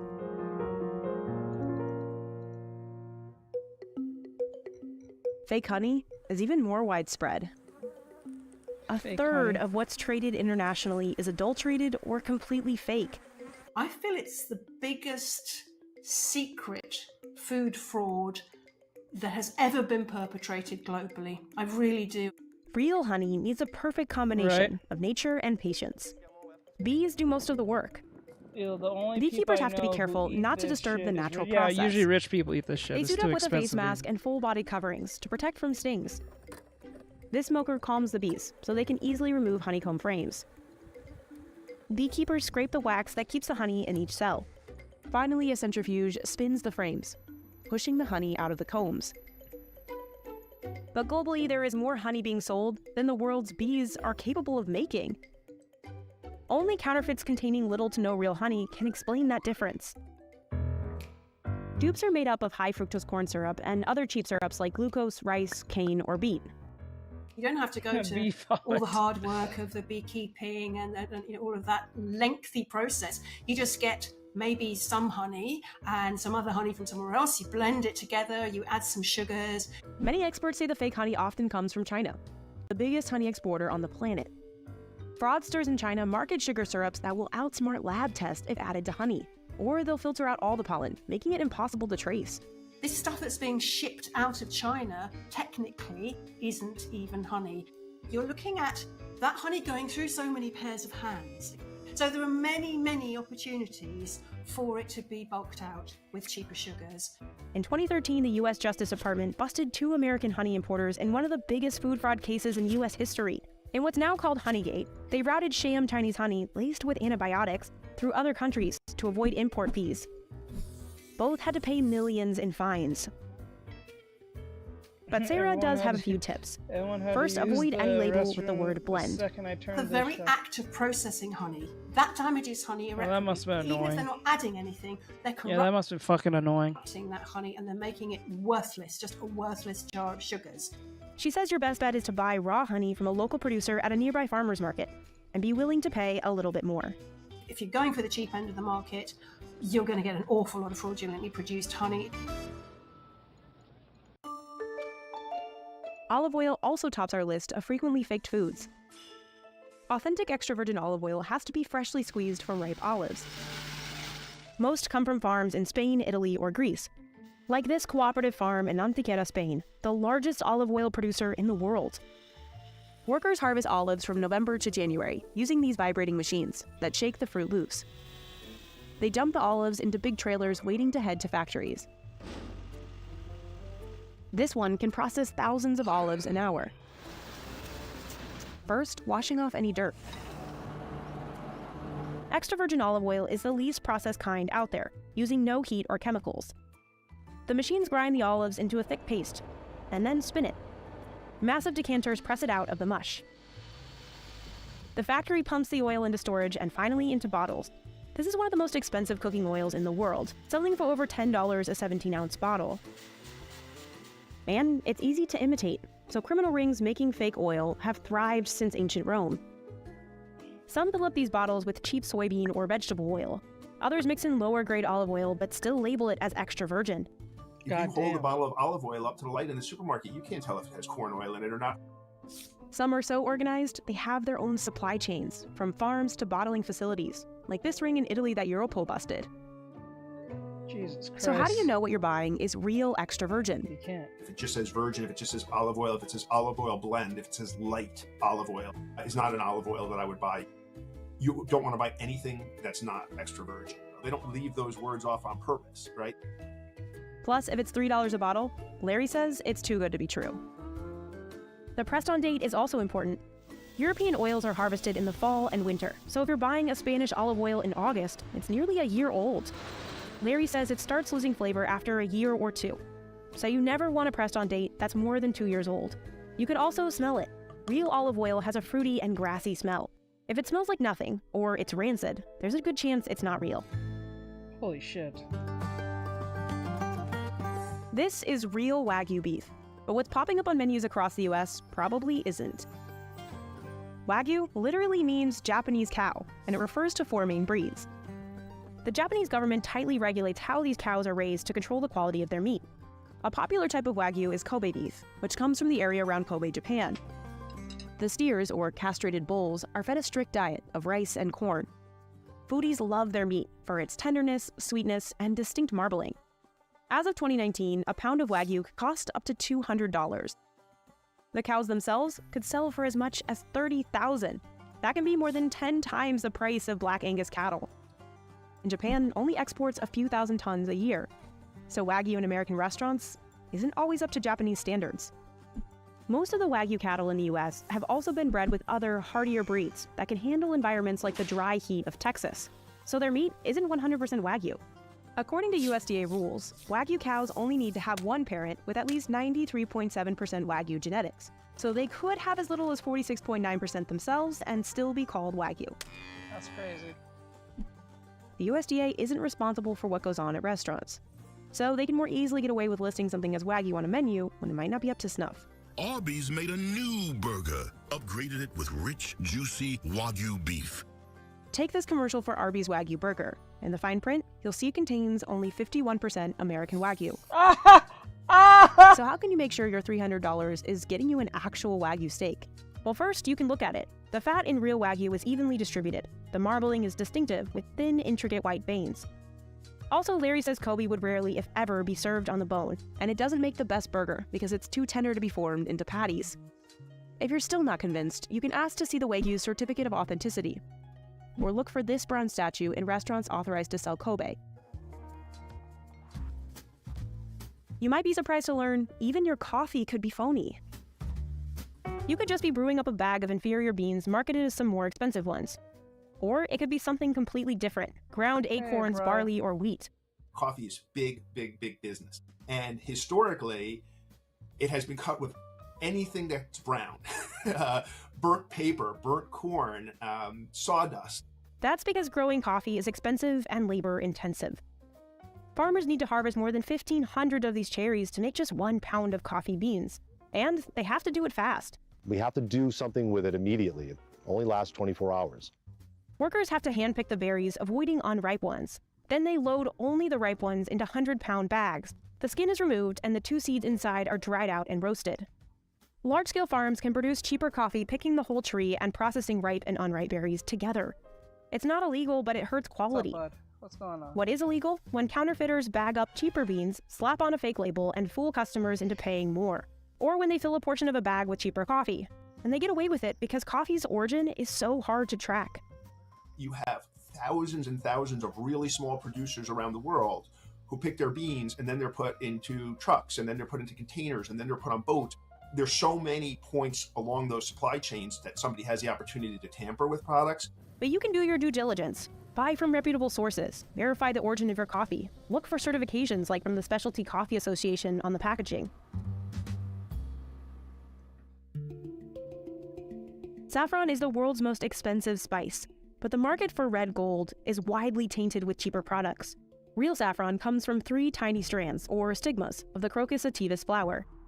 Here in Kashmir, the delicate flowers need about 2 years to grow before farmers like Ashik Rashid can harvest them, just like his family has done for nearly a century. The stigmas are so fragile, farmers must remove them by hand. The less valuable yellow tips are cut off and sifted out. Ashik and his dad spend 2.5 hours plucking enough saffron just to fill this tiny container.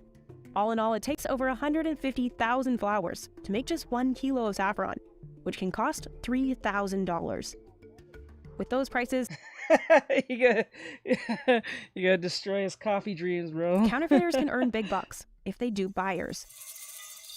It's even been reported criminals earned millions passing off hay, horsehair, coconut filaments, or roots as saffron. To stop the influx of imitation saffron, the local government launched this trading center. Farmers can authenticate their crop and get a GI tag. But the center has barely scratched the surface. So how can consumers make sure they're purchasing real saffron? You can do a water test. Threads of saffron are put into water or milk. It should give very slowly release a yellow color and not an instant coloring of red or orange color. And that is a purity test for saffron. The threads of fake saffron will also easily disintegrate, while real ones will hold their form. And then there's the price. Paying more for products does not assure their validity, but paying less kind of assures their invalidity. You're not going to get cheap saffron. So why is all this counterfeit stuff really that awful? One is just pure economic fraud. If you buy what you think is Jamaican Blue Mountain coffee for $30 a pound and it's cheaper coffee, you've been ripped off. But then there's our health. If your extra virgin olive oil is secretly cut with peanut oil and you're allergic to peanuts, well, that could be deadly. Especially products out of China. Honey has been found to contain drugs that are banned in this country because they're known carcinogens. Authentic brands can't compete with the cheap prices of fakes. Cheap honey imports really do hamper us from selling our honey at a fair price. It's meeting implausible, low price points. Beekeepers warn the fraudulent stuff could put them and millions of hives out of business. But why is this problem so widespread? And why is it hard to catch the criminals? Some criminal groups are so well structured, they operate like companies with multiple departments. God damn. They even have teams researching consumer trends to decide what to counterfeit next. In one Italian olive oil ring, the culprits hired food scientists to create recipes. The counterfeiters will then secure suppliers and set up sophisticated factories and abandoned warehouses. They operate in areas where real products are made, so their movements don't arouse suspicion. Criminals will bottle up the fraudulent product to look like real ones, down to a fake batch number. To sell their counterfeits, they often knock on restaurant doors or set up fake websites or postings. Operating virtually and shipping products through multiple countries makes it much harder to trace. Europol helped break up 40 organized crime rings committing food fraud in 2022, including an Italian gang exporting fake olive oil, a network passing off gardenia saffron in Spain, and a fake spice operation in South Africa. But with massive international supply chains, it's really hard to catch all the counterfeits. While the USDA inspects imported meat and eggs, the Food and Drug Administration is responsible for the rest, and it's estimated the FDA inspects just 1 to 2% of imported foods. And they have made very clear that they consider the drug side of their equation a higher priority, and they always had and probably always will have finite resources. I disagree with that logic because I look at the food we eat as the only drug that everybody takes every day. But even if they're caught, the punishment isn't usually as harsh as drug trafficking. This is big crime, and why not? It's huge money. It's better than dealing drugs for them because no one's going to break your door down at 4 a.m. and arrest you for selling rubbish honey. She's not wrong. Like that's why. Damn. What is this called? Blue collar crimes? Like what the fuck? Like I'm surprised a lot of people don't jump into this compared to jumping into drugs. I guess it's too lengthy. It's too much headache. I guess compared to just selling drugs. I guess. Larry says 2 things could deter counterfeiting before it starts: tougher sentencing and the use of blockchain to track the supply chain through labels. So I think the situation is improving, just not enough. I think we need clearer laws, real penalties, and real enforcement, not just a slap on the wrist. You can't legislate crime away, but you can certainly, make it tougher. But some of it comes down to the consumer. Because I think if we stop buying the really cheap, horrible product, actually, in the end, this fraud will become far less of an issue. Buy things in their whole form. You know what a lobster looks like, but you buy lobster ravioli, sometimes there's no lobster in it. And always look at the ingredient list. Because if you know how to differentiate the real stuff from the fake stuff, the decision of what you put in your body becomes yours. The consumer does have power. Though we appear to be utterly disempowered in this debate, we're not. People should not live their lives in fear of going to the supermarket. Make it your mission as a consumer to try to buy the things that are better. if you by mistake buy some really rubbish honey, it is the best hair pack in the world, hair and face pack. Just put it on your hair, slap it on your face, and because it's only about the sugars, and it's just absolutely fantastic. So it doesn't have to go to waste. You don't have to eat stuff, but you can just make it like the best beauty treatment that ever was. Okay. All right, guys. I guess we learned something today. So with that said, I'm going to let you guys go. It's 7-something. I have stuff to do. So I'll let you guys go. Sorry I got on a little late. I got on around 5. I was supposed to get on around like 3 or 2, but like I had work stuff I had to deal with. So I'm going to let you guys go. Have a great night. Thank you guys for coming in. I appreciate it. Thank you, my mods, and thank you, PT and B and Nathaniel for coming in. I appreciate every last one of you guys. All great stuff. We're very close to finishing the V-tubing model. We just need to finish the hands, the eyes, and I already labeled everything to a degree, but I need to separate everything. So separate meanings like left to right, right, left. I only just labeled the overall idea of each body part. But we need to separate them like left ear, left ear hair, right ear hair, front bang, left, front bang, right. The reason why you have to do that is to make it much easier to for the rigger to rig everything and don't get confused when dealing with the assets when it goes into live cubism 2D. So it's easy to do all the rigging without wondering what part is this, what's that, which one's left, which one's right. So yeah. So with that said, have a great night. Keep safe. I'll see you guys tomorrow. A lot of great stuff. Keep safe. Keep trying out there. Keep practicing your artwork. And I'll see you guys in the next one. All right. Have a great night, guys. I am out. GG's.